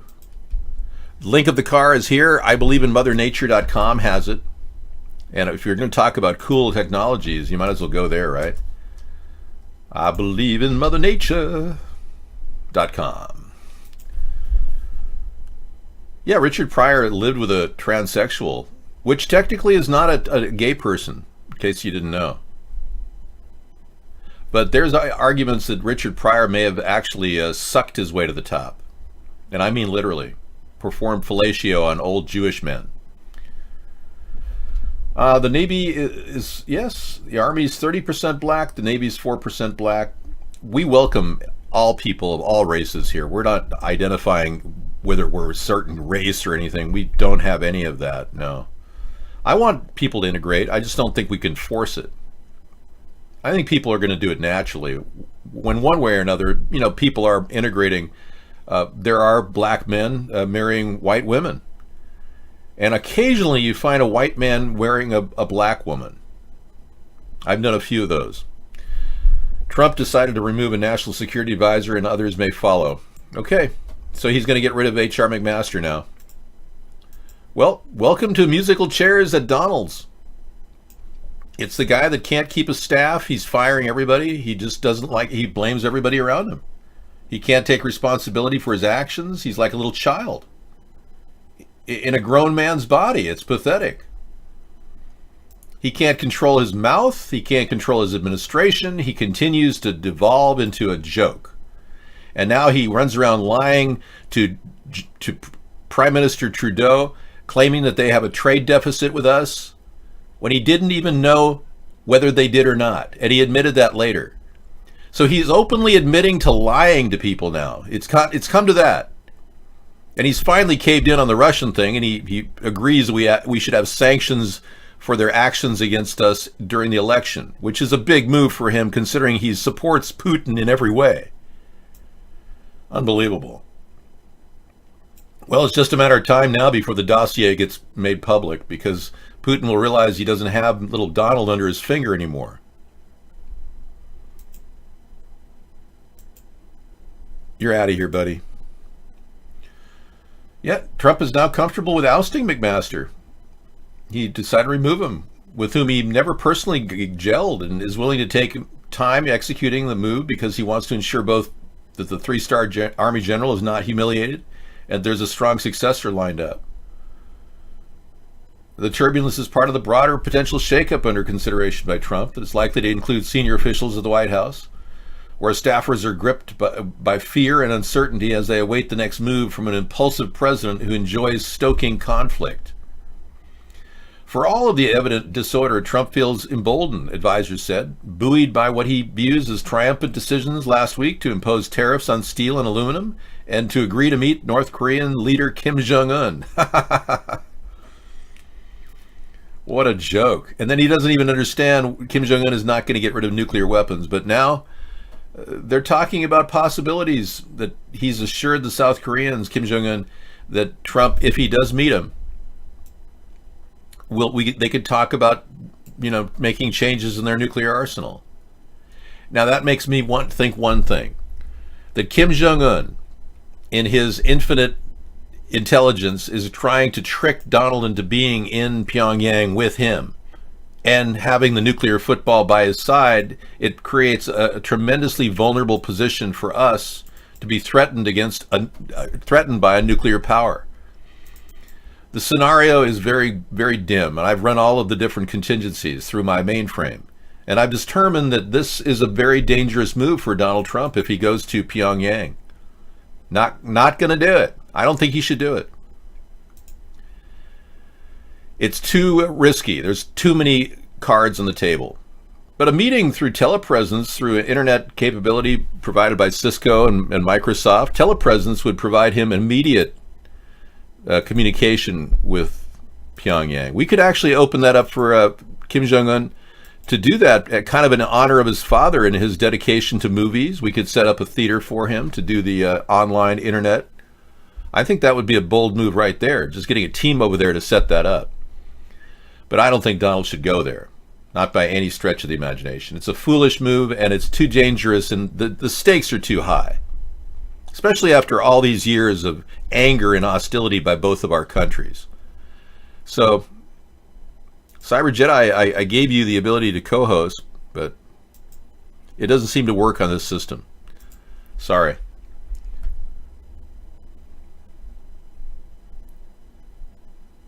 Well, I don't think sanctions against Russia are a problem. I think we don't really depend on Russian economy. We're both on two separate tracks with the same type of output and production. And both of our countries are thriving on oil production and refinement. So it's highly unlikely that we're going to be doing good business if we share the most important viable trade system that we have. They both produce, we produce military weaponry, they produce military weaponry. I mean, we're kind of competing on all levels. Why would we want to worry about having a relationship with them? Okay, U.S. Housing Department official has quit amidst questions of fraud and inflated biography. Wow. Naveed Jaffrey, who called for a radical privatization to fix American cities, steps down following an inquiry from The Guardian about his record. Huh. Now, he's working for Ben Carson, of course, but Naveed is stepping down. He said he was a multimillionaire and international property developer with a plan to fix American cities through radical privatization. He felt that Donald Trump's administration was where he was meant to work. He was a natural fit, Naveed Jaffrey said in an interview, citing connections across the military and business and academia. I bring and draw on experiences from different areas of knowledge like a polymath, he says. Jaffrey was contracted to work for Trump's housing and urban development. His government email signature said his title was senior advisory. But everything's stalled now. Jaffrey, who's 38, said he has resigned from his position with HUD after The Guardian asked him to explain multiple allegations of fraud as well as exaggerations in his biography. He inflated his military record but denied making other false claims. Okay. All right, this is kind of a non-issue. Thank you. No, this is not a wig. This is my real hair. I actually I use a thing called shampoo, unlike, the other type of poo. And thank you. And I also use a thing called conditioner. And I apply a thing called a comb. Yeah, I use a comb to go through the strands and comb it. So can you commit? You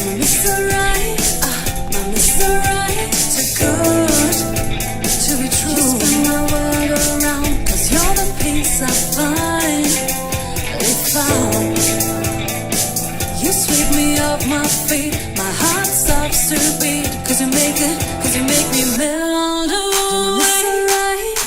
My Mr. Right, too good to be true. My world around, cause you're the peace I find. If you sweep me off my feet, my heart stops to beat. Cause you make me melt away.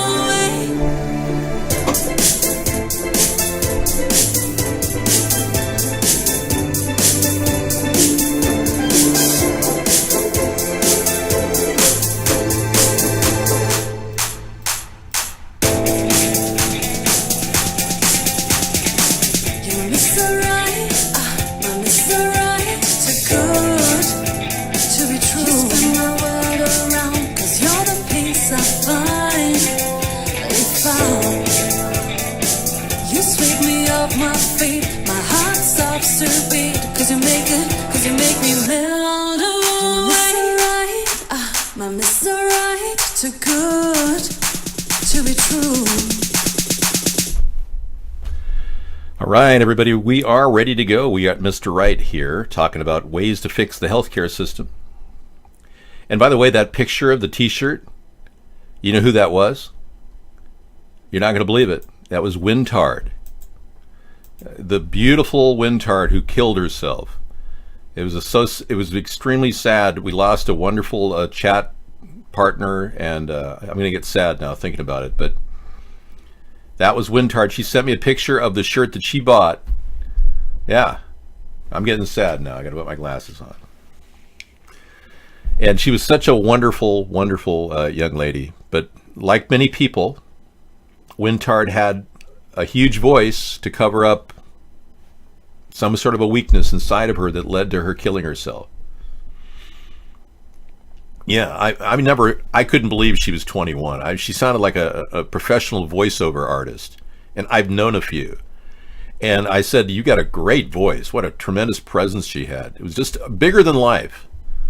Now I'm getting sad too. Anyway. Yeah. Anyway, she called up quite a bit, played with our show, had fun on the phone, and then we found out she died. She killed herself.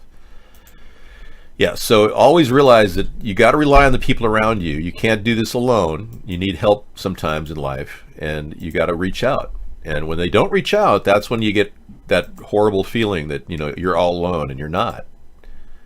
So you got a lot of potential to reach out. Anybody around you is bound to help you if you just try. All right. Technology. We've got a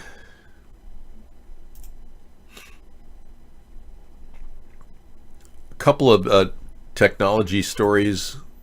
Pretty much the destruction of that horrible bridge. That's a technology story on the failure of bad bridge design. What I'd like to do is create a mobile medical unit in every city in America, and in some cities we'll need like 10 of these things. And what they'll provide is immediate medical care, telemedicine capability. You'll be able to talk to a doctor directly on the TV screen if you're really sick. If you're not really sick, we won't have you talk to the doctor. But you can definitely talk to a doctor by going to a hospital too and paying a lot of money. But this is a low-cost way to get people services. $30 for a copay is what we're shooting for. And you'll be able to actually have a tent outside where you'll be able to sit. And let me see if I can draw you a picture here. Kind of well, that's not really a good picture. Well, you know what I'm talking about. A tent sitting outside there with maybe some chairs, like right here. Maybe a row of chairs. I'm trying to draw with my mouse. And maybe on the side of the unit we'll have a big, like a 70-inch LED TV that people can watch cool recipes to save money, like the stuff that I put out. And yeah, the whole thing could just be kind of a pick up a number, and then what we'll do is we'll give you a oxygen meter to check your oxygenation right as soon as you get your number. And if your oxygenation is really low, because it tells you instantly, these oxygen meters are like $10 a piece. They're really low cost. I'm quite the artist. And you put the oxygen thing on your finger. They do this in ER right now when you walk in. But they'll tell immediately if you're really struggling. If you're having problems, with chest pain, we'll know right away that you're having an episode because your oxygenation will be down. So you'll be moved forward if you have a low oxygenation level. You'll be put to the front of the list, even if you're number 27 from 1 to 27. And there's going to be a lot of seating in front of here. So we've got to take people in as they come, first serve, but we also want to prioritize and triage and get people who are really in need help right away. People have been telling me that people are dying at some of these veterans hospitals waiting to get help. And there's been a study that showed that 250,000 Americans, 250,000 veterans who fought in foreign wars have died because of bad health care. Yeah, these could be crowded, I know. And that's why we're going to open up another one and another one, keep building with expansion issues. So we'll have 10 for every city to start with. And what we'll do is we'll start in the outlying areas and move our way in and rotate. So we try to get as many people as we can. And if we stay in the outlying areas, the numbers won't be too high. And as we go closer in, then we'll have the numbers to pick up. But we'll start with 10 units in Chicago, 10 units in LA, 10 units in San Francisco, 10 units in Miami. So out of the 200 units that I want to build within the first year, we'll use American production only. We'll get these things out to every community in America, and we'll be able to make them so that they can pretty much figure out what's wrong with you based on a blood prick test on your blood, a blood chemistry test. You'd have to put your hand in a little thing that pricks it, and then that's sterilized. So you're not in any way pricked by something that has touched another person without being sterilized. So a system will be in place to make sure everybody's safe. You're a concerned citizen. What steps can we take to end the Russian interference? Well, number one, I'm not trying to get real hostile toward Russia. I can understand why they're angry and why they've been pursuing our political environment, just like they've been doing other countries. I think what happened was Vladimir Putin is extremely upset that the Soviet Union broke up. I don't think that hasn't been laid out on the table.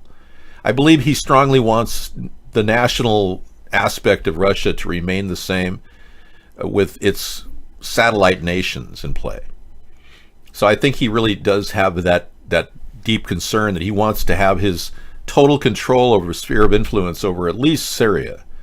But obviously Ukraine has gone on a different direction, and it's really what he has as the best possible solution is to own Crimea and to have the ability to vacation in one of the most beautiful places in the world without having to take on the burden of running operations in Ukraine, because he's spending $7 billion a year to manage Crimea.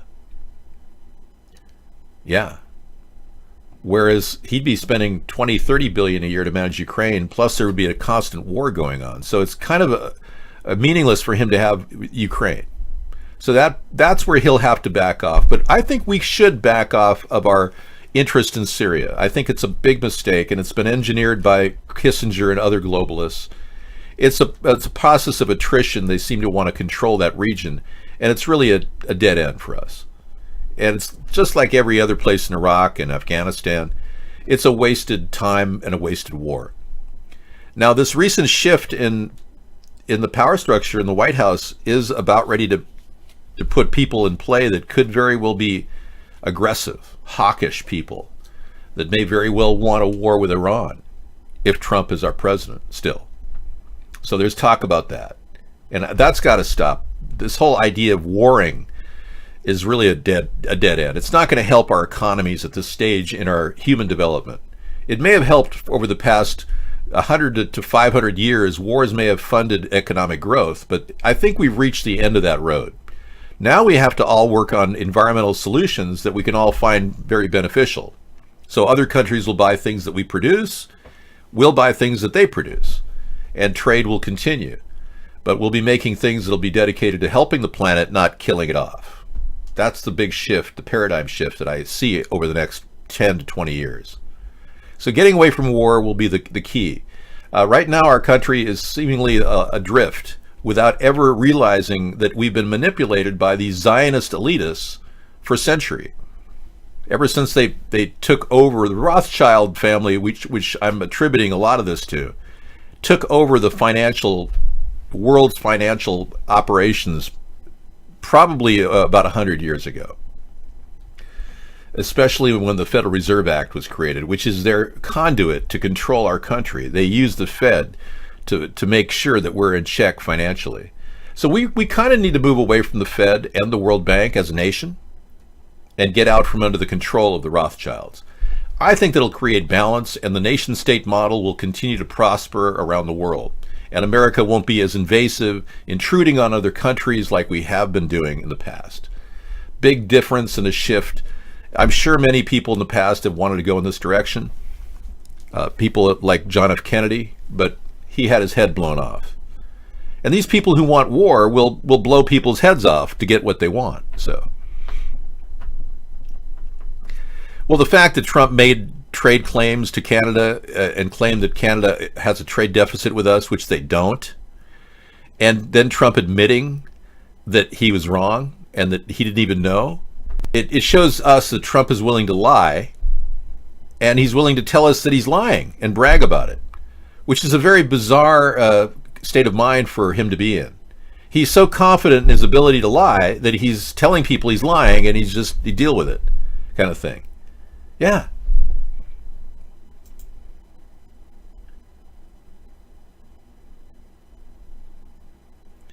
No, I think I think Russia really did want to get rid of the two agents in England.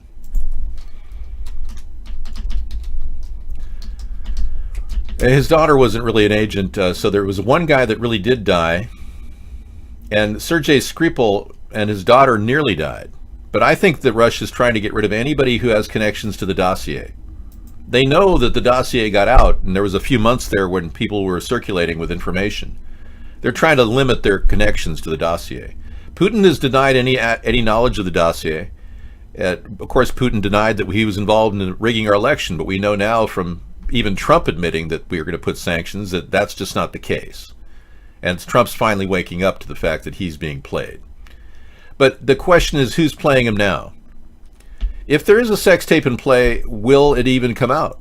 It's possible. A right-wing politician said he's seen the tape, and he says that they should play that ace in the hole, so to speak. They should put it out there and see what happens with Trump. Putin doesn't want to admit there is a tape or so you have to understand Putin is a very careful and methodical world figure.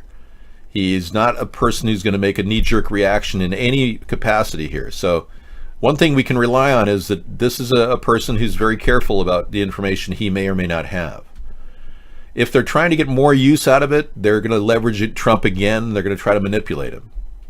We know that Mueller is now investigating a connection between a guy named Nader, who was a liaison with Saudi Arabia and the Emirates. There's a connection to Kushner and Nader, Saudi Arabia, and they believe it was a conduit to Russia. And Eric Prince, the youngest brother of Betsy DeVos, our Secretary of Education, who bribed her way in. Eric Prince is now meeting with Mueller's team, talking about what he did in a certain meeting that they had way before the election, or rather before the inauguration. So if there is a connection to the Russia trying to get the sanctions to drop by giving money or funneling money into Trump's campaign, then he's done. That'll be it. That, along with obstruction of justice, is enough to impeach him. And I'm sure the Republicans are going to want to wiggle out of this one, because right now they don't even know who Donald Trump is. He's all over the place. One day he wants gun control, the next day he doesn't. I don't have an overbite, but thank you.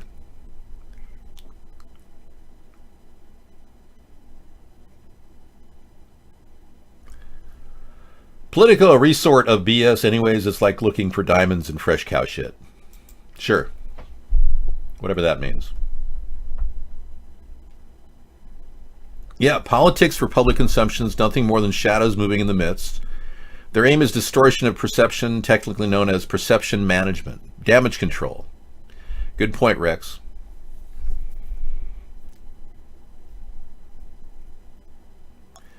It's more than a money thing. It's a population thing now. Yeah. Well, they believe that there's a population explosion. The elitists do.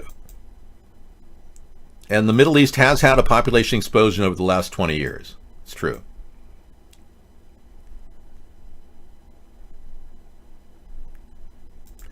Well, the simple fact, Master Meatball, is that the Middle East is breeding rapidly.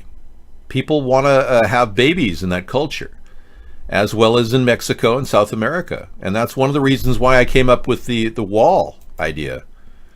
But I came up with a thing called a fence, and Trump called it a wall.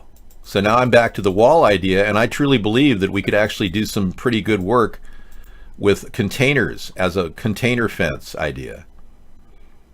But we've got to deal with the population increase south of the border, and I think that's why the 1,000-mile container idea would come into play. So as you can see, this bridge was a disaster from the beginning.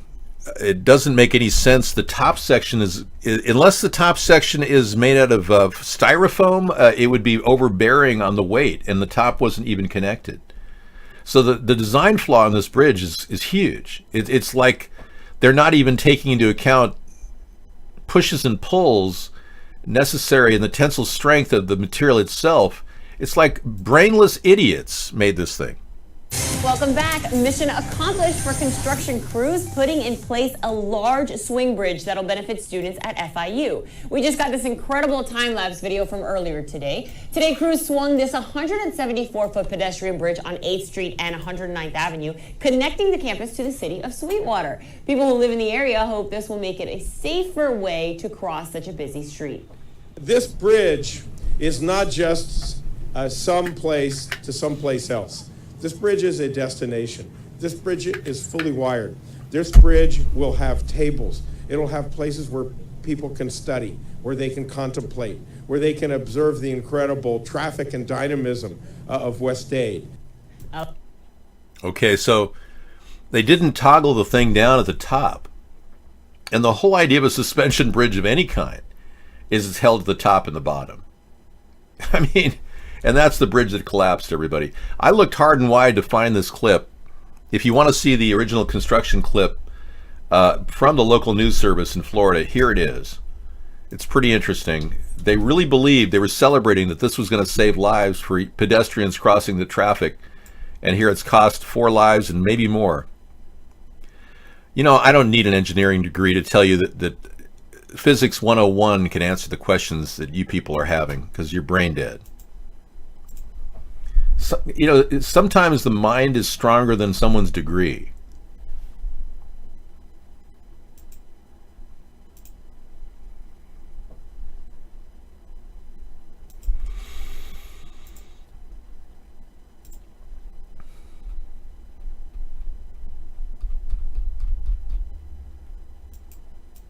Consider 9/11, then ask you about the 14 Russian agents. Okay. This bridge was made with a new design technique, minimum traffic barrier.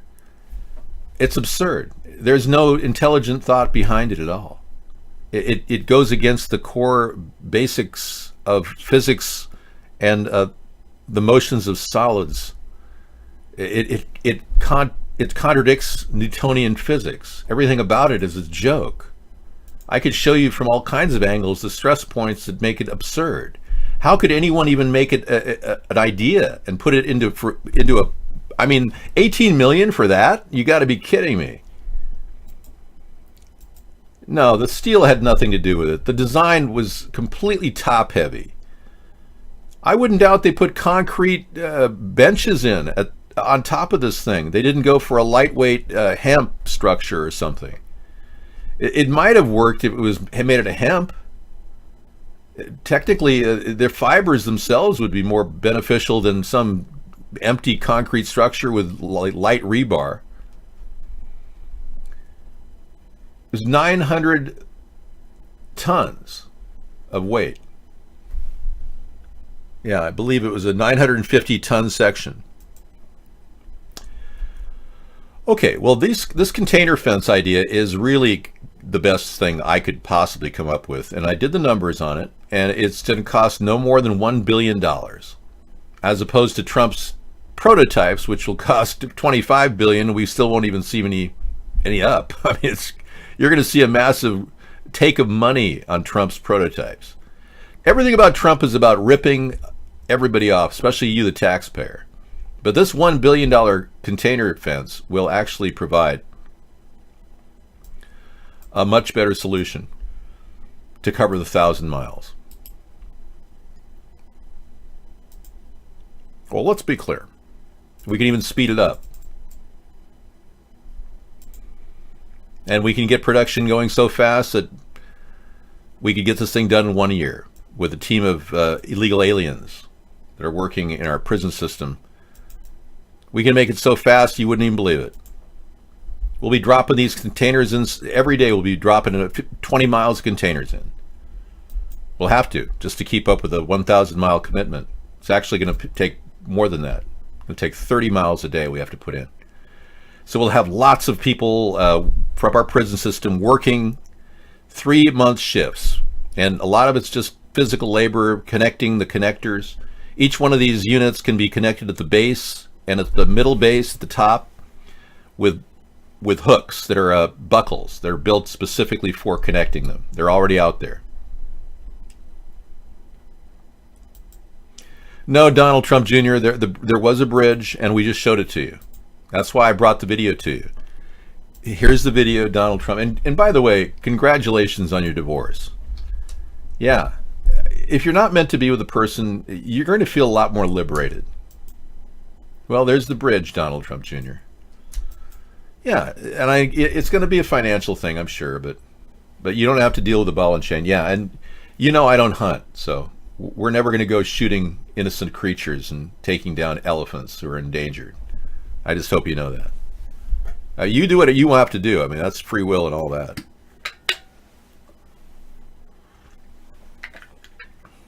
Yeah, he's going to completely cheat the money. All the people who are believing Trump are going to get ripped off. Okay, let's take a look at your video of interest, Master Meatball. 1 hour and 21 minutes, The World Without the U.S. documentary. Is this the one by the North Koreans, Master Meatball? Because I really don't want to play that tonight. Is that produced by North Korea? Nobody's shooting you. Yeah, we can hide the Trump money with the girl, then Mueller can't touch her dough. This was Dad's idea. Yeah. Vanessa's in on it. Sure, yeah. I'm sure she is. Well, listen, Donald Trump Jr., you get Vanessa to take as much money as she can from you, securing your assets. Because if you are indicted, you're going to need to cut a deal. You know that. So, yeah, it makes sense. Your dad actually has some pretty good moves with money. I'm not saying Trump is retarded.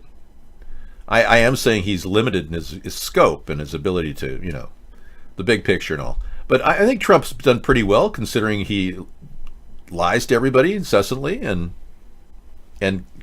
totally tells people what he thinks is going to be a great thing, and that's actually a really good sales technique. You're going to tape wads of cash to Vanessa's thighs, so when she goes into divorce court, she's walking around with millions of dollars. Wow. She's probably on a crash diet so she can fit it all into her moo-moo.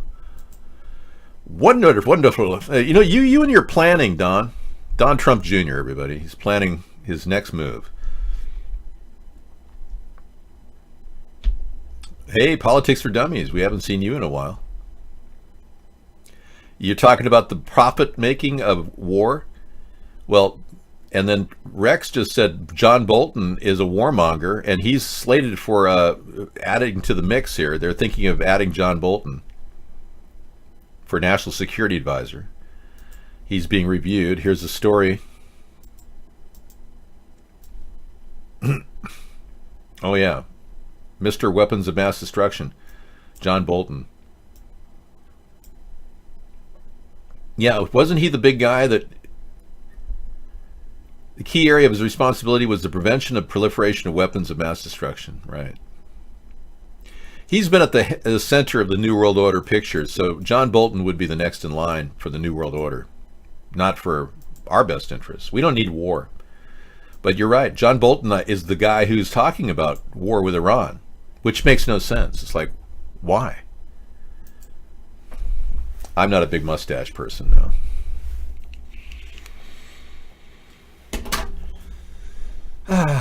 Yes, thank you. Thanks for admiring everything about my hair. I appreciate that. Sweden vows to ban all religion schools. Jewish schools will be exempt from the new ban. Oh, yeah. How the hell are they going to ban the religious schools? I mean, that's really punitive and it's undemocratic. See how socialist countries like Sweden don't even want to pursue democracy? They've already decided they're so corrupt they want to control whatever the money the poor taxpayers put out. And then they want to give it to Muslims.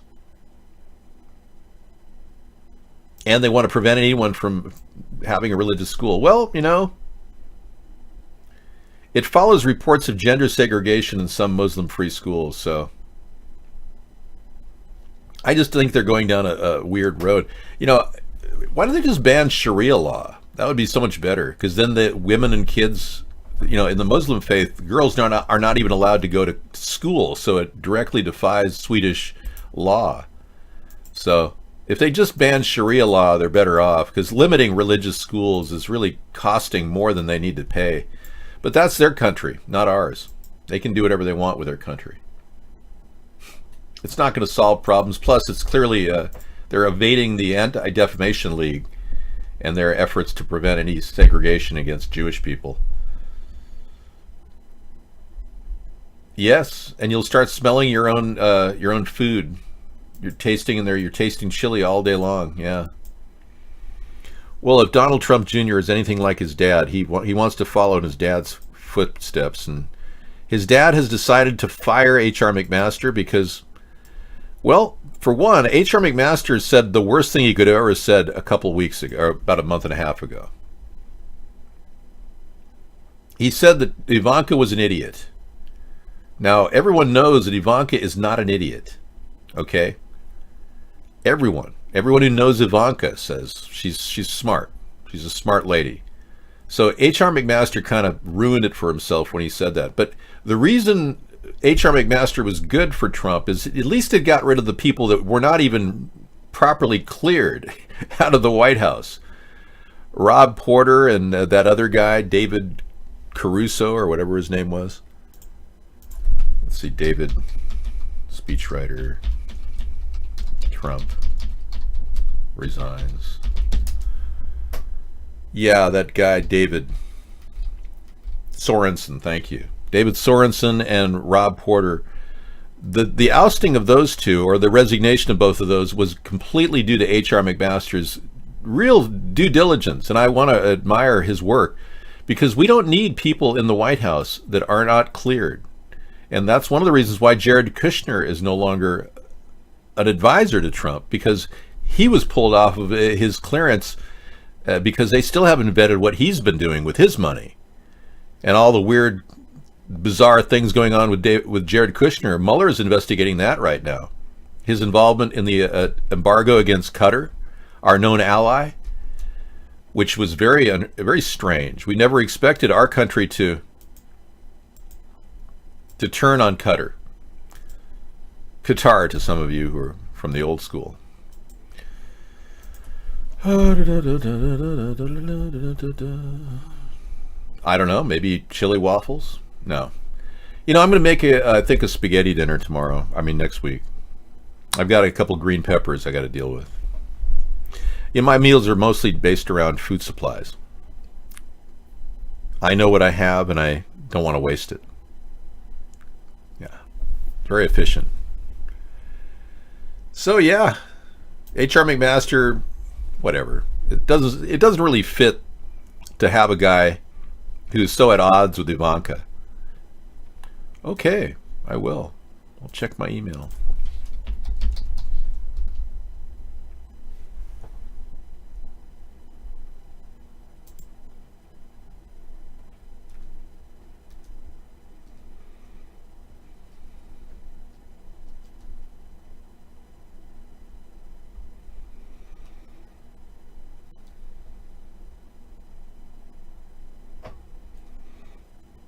Okay, thank you. I appreciate that. It's still Christmas and it's cold and snowing in some areas. Wow. Yeah, I didn't realize it was, we're getting hit by a snowstorm on the East Coast at this late date.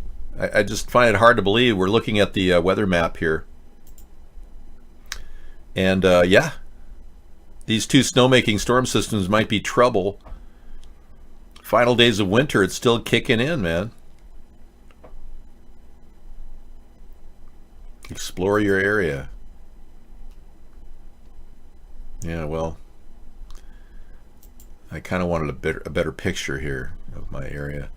All right, so there's a winter storm coming. All right, thank you.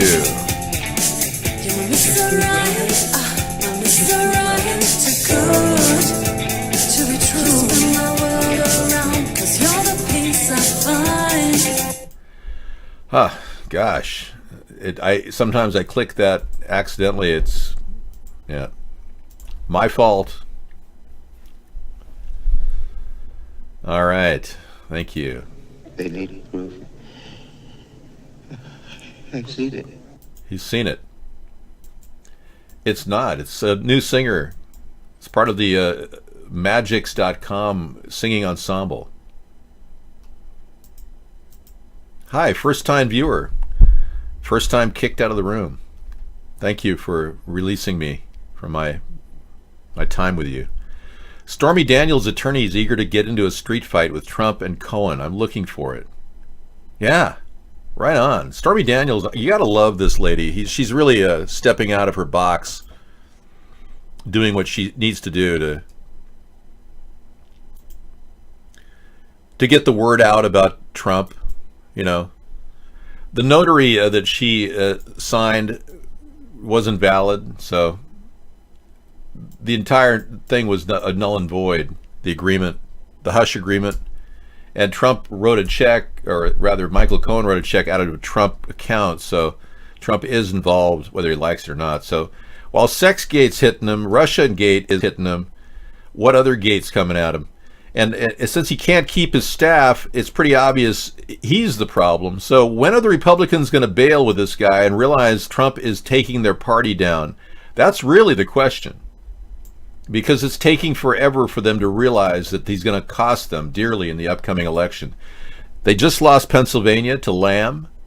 And when you get beaten by a lamb, you got to wonder, you know. A lamb took out the Republicans in that election. Yeah, the Russian gape. No, that's gaped, not gape. You're thinking of that video you saw, that Russian porn video you were watching last night. Oh, you didn't think we knew? Oh yeah, we watch you watching the porn. We being the world.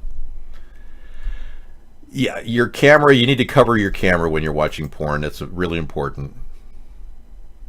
Stormy Daniels' attorney eager to get into a street fight.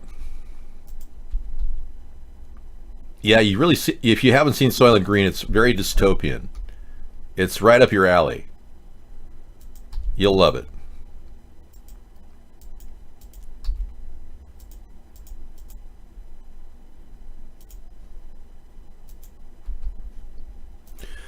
And then, of course, the notary is no longer valid, so that's another thing. And then there's this other issue about this pen name that Trump used in the contract with Stormy, David Dennison. Now, many people are wondering who this guy is. I don't think he ever tweeted under that name, but he did have an alias named David Dennison for some reason. We're not sure why. And I'm going to take that and stick it right here. You are here. See? You click the button and it goes to the side. Hillary Clinton falls down the stairs in India twice. Yeah, that was worth watching, but is it that worth watching? No. All right, back to the extreme ultimate car.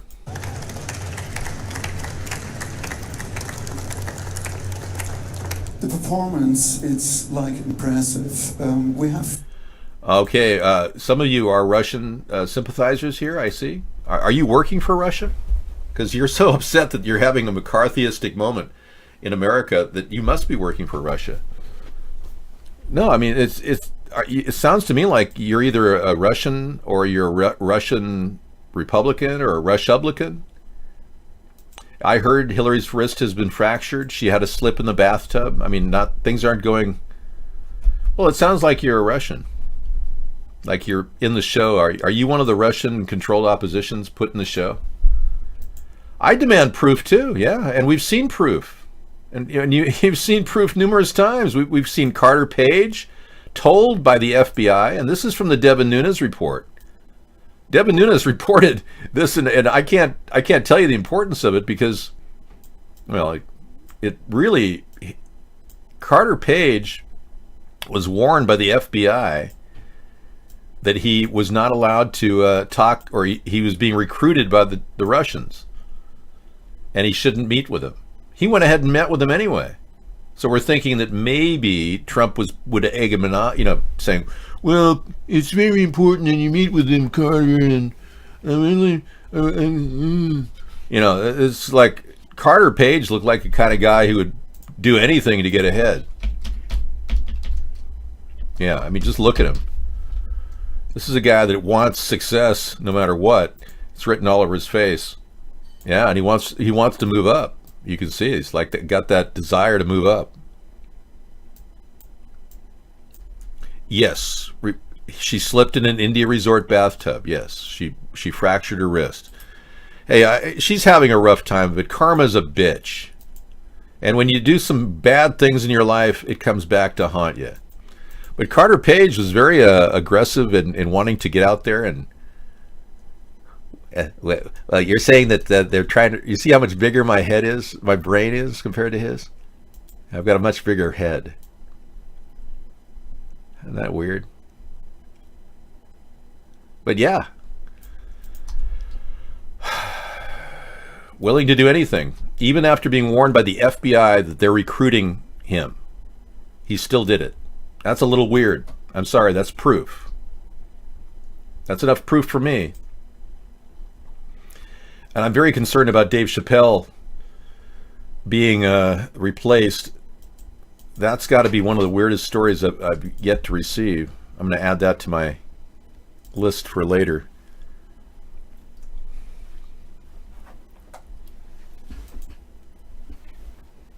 That's a great little tool. Hi, Sarah. So the big breaking news since you left is Trump is deciding to remove H.R. McMaster after all. After he fired Rex Tillerson, now he's going to fire H.R. McMaster. This is the 32nd person he's fired in about a year and 2 months, 3 months. Isn't this amazing? 32nd person fired from the Trump administration. This is a guy who can't make decisions. He's just vacillating. He can't make solid decisions. I do know that tribes are into elongating their head. Yeah, that's Ritz for you to finish if you want. Oh, thanks. A little bit of grits are good. Thank you. Okay, so Sarah is no longer. We're not talking about the container fence here, but it's a good idea. I think it would save a lot of money. We could talk about the ocean pipeline. Or you can just have Sarah talking to you. All right, thank you. All right, thank you. Yep. I'll just talk to everybody. Talk. Hope you're having a good day. Welcome to the narcissism. It's on SoundCloud. Thank you. Welcome back. Remember when the U.S. tried to blame Syria for chemical weapons attacks not long ago? We have concrete evidence that Assad used chemical weapons. Where's the evidence? Oh, we have it. Where is it? Mumble, mumble, blah, blah, blah. Never mind.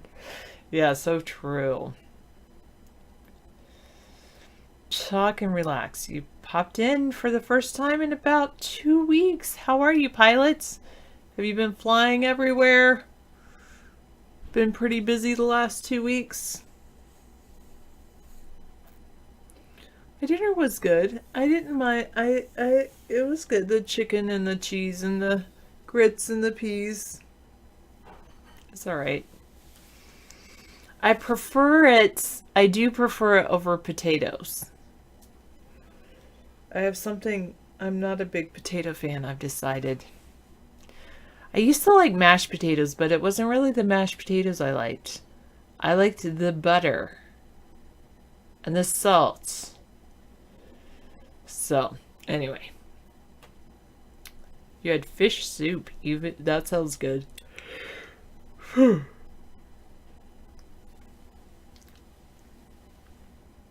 Alright. Oh, you were grounded for 2 weeks. You cannot have stew without a potato in there somewhere? I know. You know what I really don't like? I don't like when people put potatoes in pot pies. I'm like, okay, put carrots in there, put whatever you want in there, but don't put potatoes inside pot pies. Anyway, that's just me. And you're right, most stews do have potatoes, but I'm trying to get away from potatoes.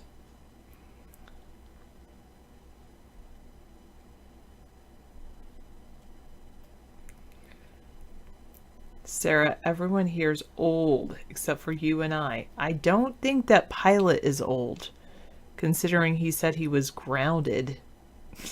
I don't know how old he is, but he's probably not old enough to care for himself if he was grounded. All right. Everyone here is old. Why don't they remember all the anti-Russian propaganda decades ago? What a joke it all was. Because they didn't think of it was a joke back then, Misanthropy.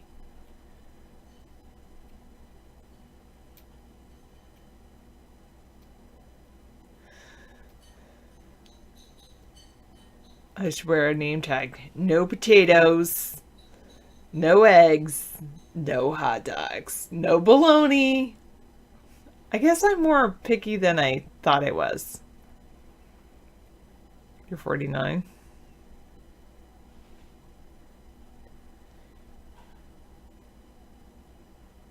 What? Who grounded you? All right. Sarah is a teacher, a preacher, the opposite of a leecher.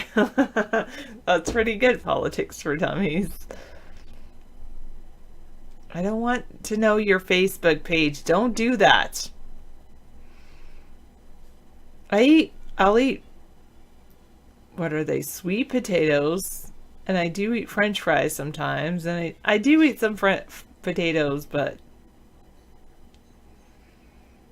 I don't like just potatoes.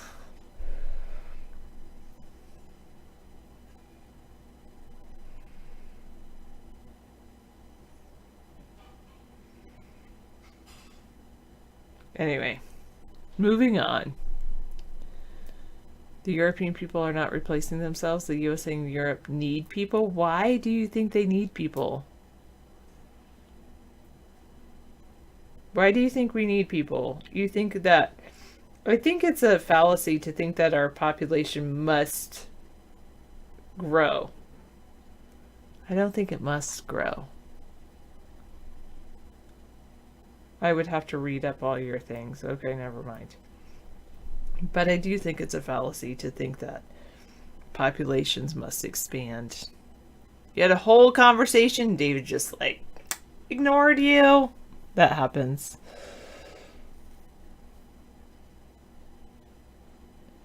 Maybe because other people ignore him. I don't know. Or I ignore people. You've never known a girl with carpet personally. Oh. They all have hardwood floors. They have drapes.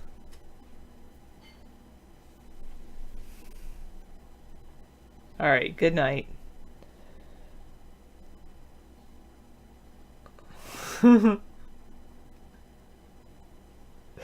I like that, Miss Anthropy.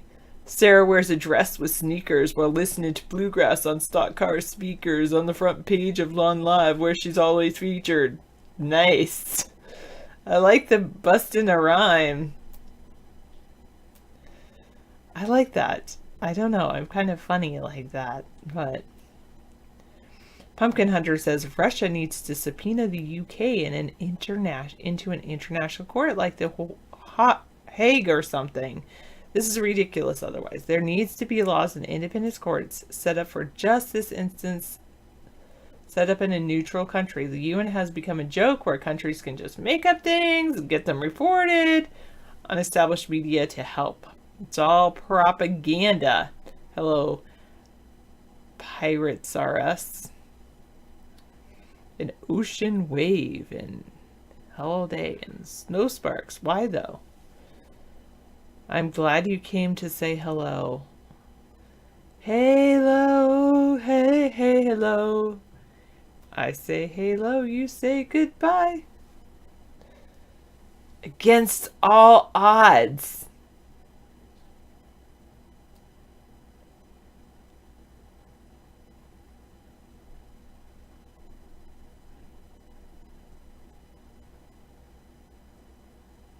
Wait. You're grounded by your roommate? What, Pilot? I think you should get out of whatever relationship you're in. Sounds a little weird. Just saying, if somebody has to lock up your person. Oh, her? Not by her? Okay, you weren't banned by her. Oh, you were banned because David... Wait, no? What? I'm confused. You're grounded? Did David ban you or something? I'm confused. Why do you think... Oh, because you're salty. Yes, you should be banned. I know, because 648... I know what happens when David's coffee gets replaced with decaf. He gets a headache and gets worse. It's bad. No, I did not see the space station this morning. I wasn't purposely looking for it, even though I probably should have been.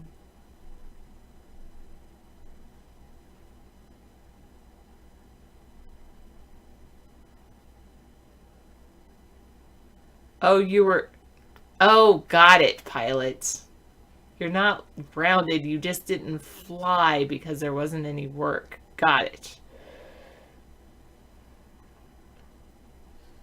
Sarah, Trump wants a space military.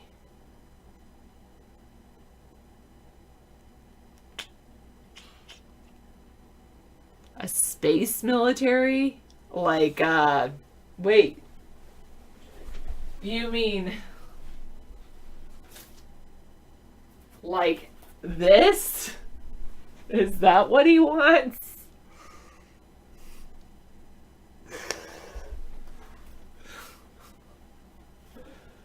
Does he want the, what do they call the people? The Starship Troopers? No, the people in the white?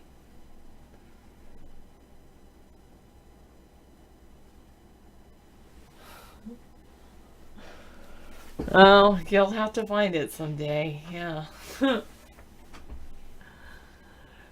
Trump floats the idea of creating a space force to fight wars in space. It's true, though. Oh my goodness, it's really true. Okay. Oops, here we go. That's bizarre that it's actually true. You're freaking me out a little bit. Okay, whoa. Let me see.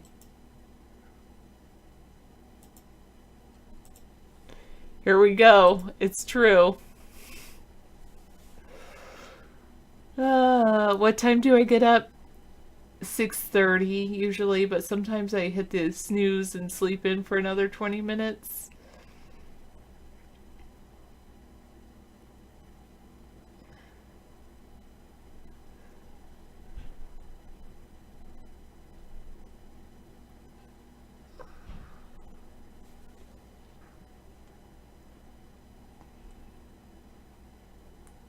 Oh, you're willing to go to Mars as long as they know they can guarantee that you will come back to Earth. Yeah.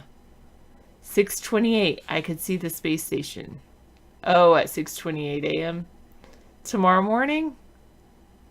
It is clear.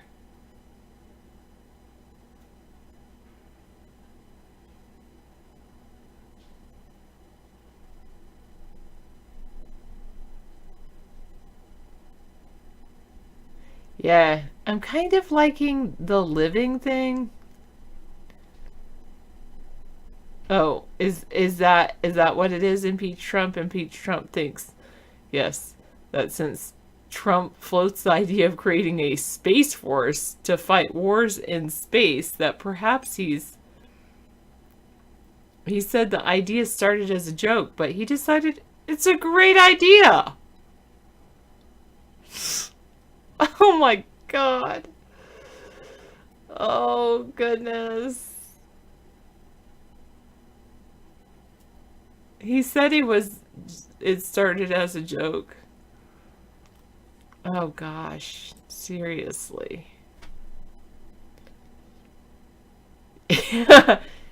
You made that mistake, pilot, but decided he's lost in space. Yes, there have been talks about weaponizing space for a long time, but not really like the, what do they call those people? Troopers? Oh, he said, I'm just saying that to see how the media reports it. I'm joking about the Space Force.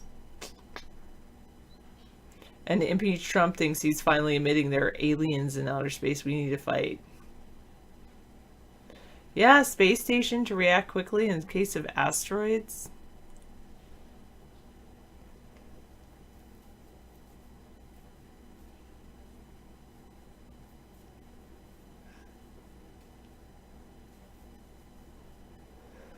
Yeah. Speaking of troopers, have I watched that movie Space Troopers? I don't know. I thought maybe? When did it come out? Maybe not.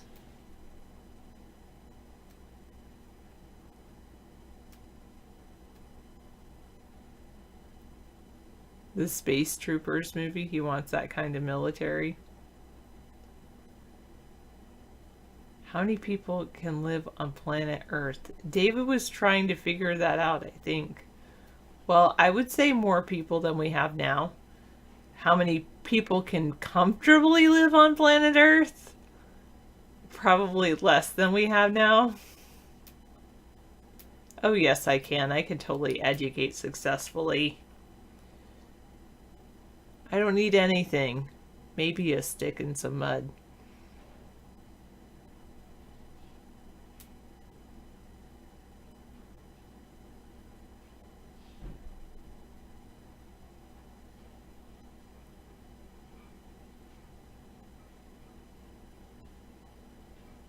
Oh, that's interesting.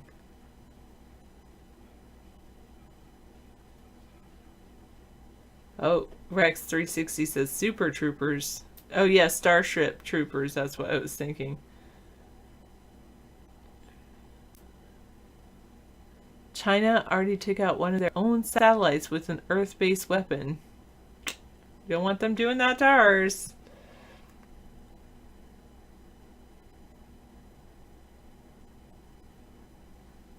Yeah, that's a good point. Good point, Dr. Meow.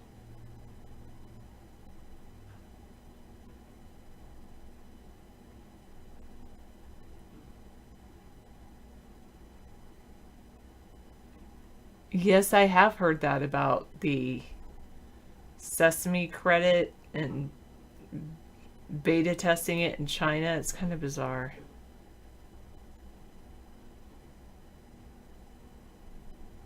Oh, I'm sorry. When you go to a movie with a wrong girl, huh?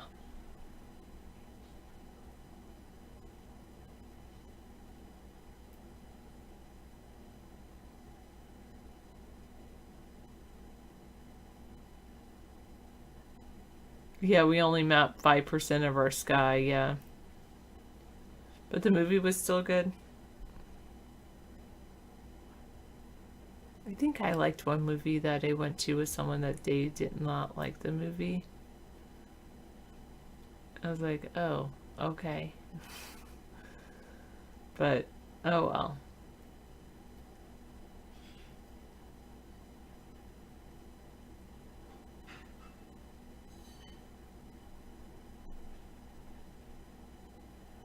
Oh, you want me to play, is this little thing from Starship Troopers?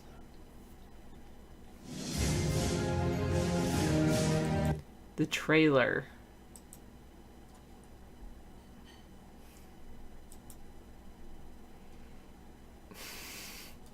Here, I'll just put this up there. Oh no. Put it in there and it's like, never mind. We're not sure the number of asteroids in the asteroid belt. Yeah. Well, it's a big sky. Dr. Meow, it's a very big sky.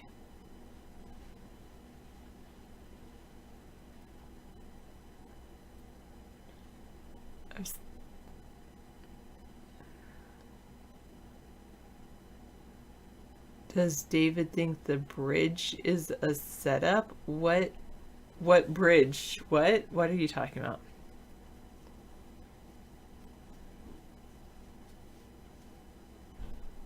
Oh. Yeah, we're mapping foreign galaxies? Why? Oh, nice, Misanthropy. David will like that too, I guess.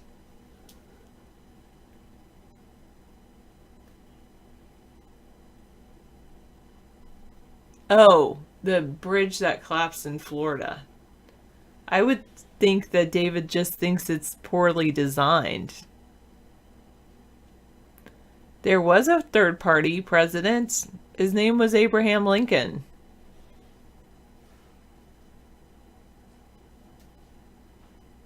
So it's already happened, 419. We just have to get it to happen again.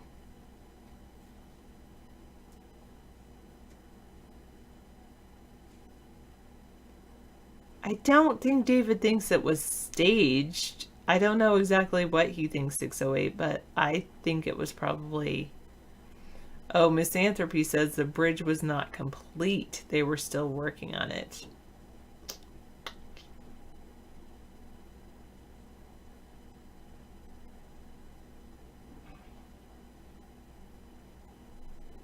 Oh, interesting facts about the most famous engineers and inventors from interestingenneering.com. I like that site. Bingo says the bridge was complete. Let's just look at this. David said it was a false collapse. What? What does that even mean? I didn't hear him say that, but... All right. Richard Feynman cracked vaults.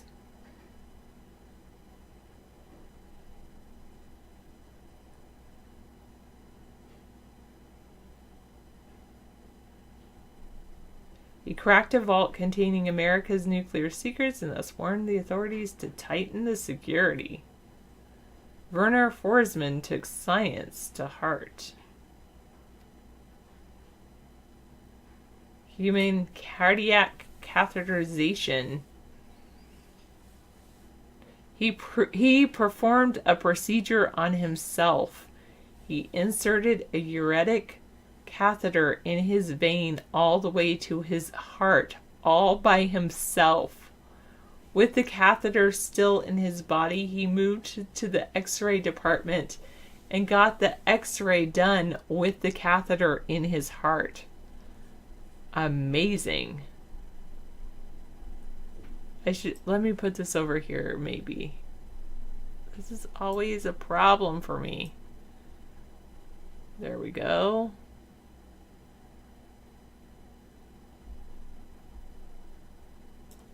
This is very cool. Thanks for sharing this scissor fight.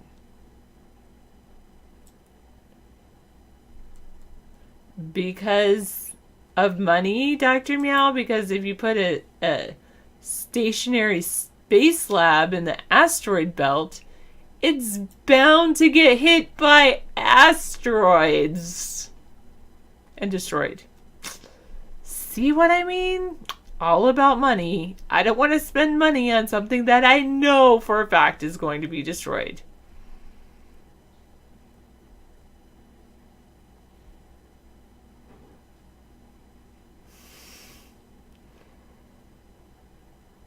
I'm sure we could find many different rare earth minerals, but anyway. That's pretty cool. This guy put a catheter in his own heart. That's amazing. This guy gave himself an ulcer. Oh, he wanted to prove that a bacteria was the problem, was the creation of ulcers. He drank a culture of the bacteria mixed in a broth. Wow.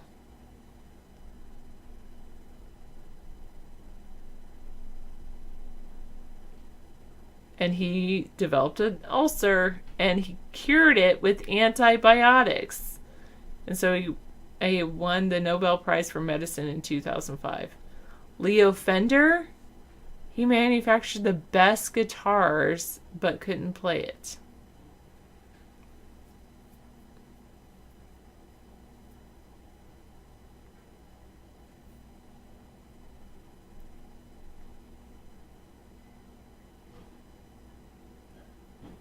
He started his career with radio repair and amplification systems. Yep, pylori. H. pylori is what causes ulcers. James Watson auctioned his Nobel Prize.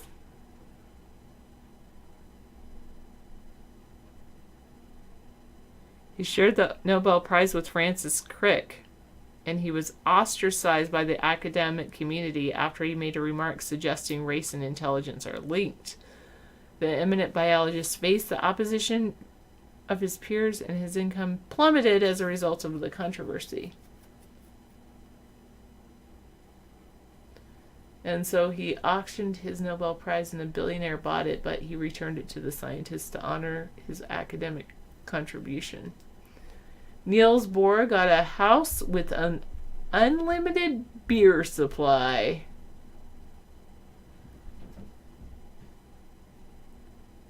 He was gifted a house by Carlsberg next to a brewery. Carlsberg put a pipeline to the house directly from the brewery with an unlimited supply of the premium beer.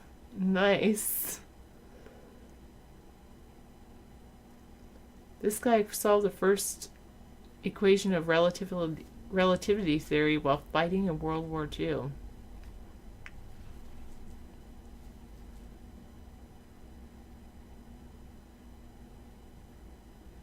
He was 40 years old when the war broke out. I know. You're right, Bingo. To cure an ulcer, all you need is antibiotics, but they're so afraid of giving you antibiotics. He used to study papers and solve equations in trenches when he was not fighting in the war. Wow. He's credited with a major contribution in electrodynamics. That's pretty interesting. Isaac Newton was warden of the Royal Mint. Nice. This guy preferred keeping quiet.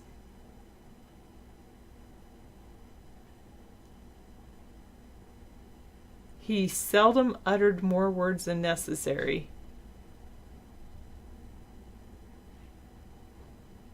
Once Richard Feynman made a bet he could keep quiet longer than Dirac.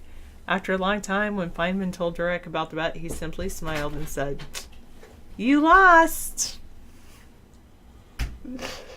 That's pretty good. They're looking at the...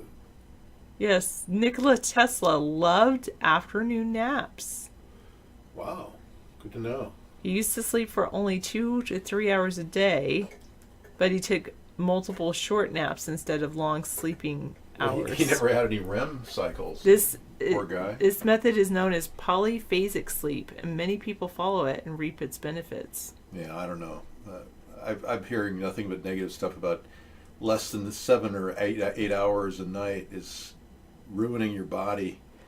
Thomas Edison got the light bulb, is also created the tattoo pen. The tattoo pen. Yeah, this is pretty good. I just keep going later. No, feel free. I don't mind. No, it just goes on and on forever. I don't know how many it is. Cool. How many is it? 33. Interesting inventors, yeah. We can do more later tomorrow. Okay. So, I did find a cool car that was on our YouTube site. I wanted to play for you. Oh, I just saw that one. You did the one that flies up? No. It looks like a drone. No. Let me go to YouTube real quick.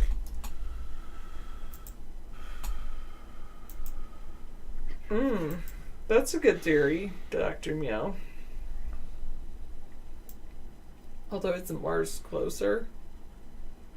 An asteroid belt? An asteroid would be hard to catch, wouldn't it? Hard to land on. Yeah.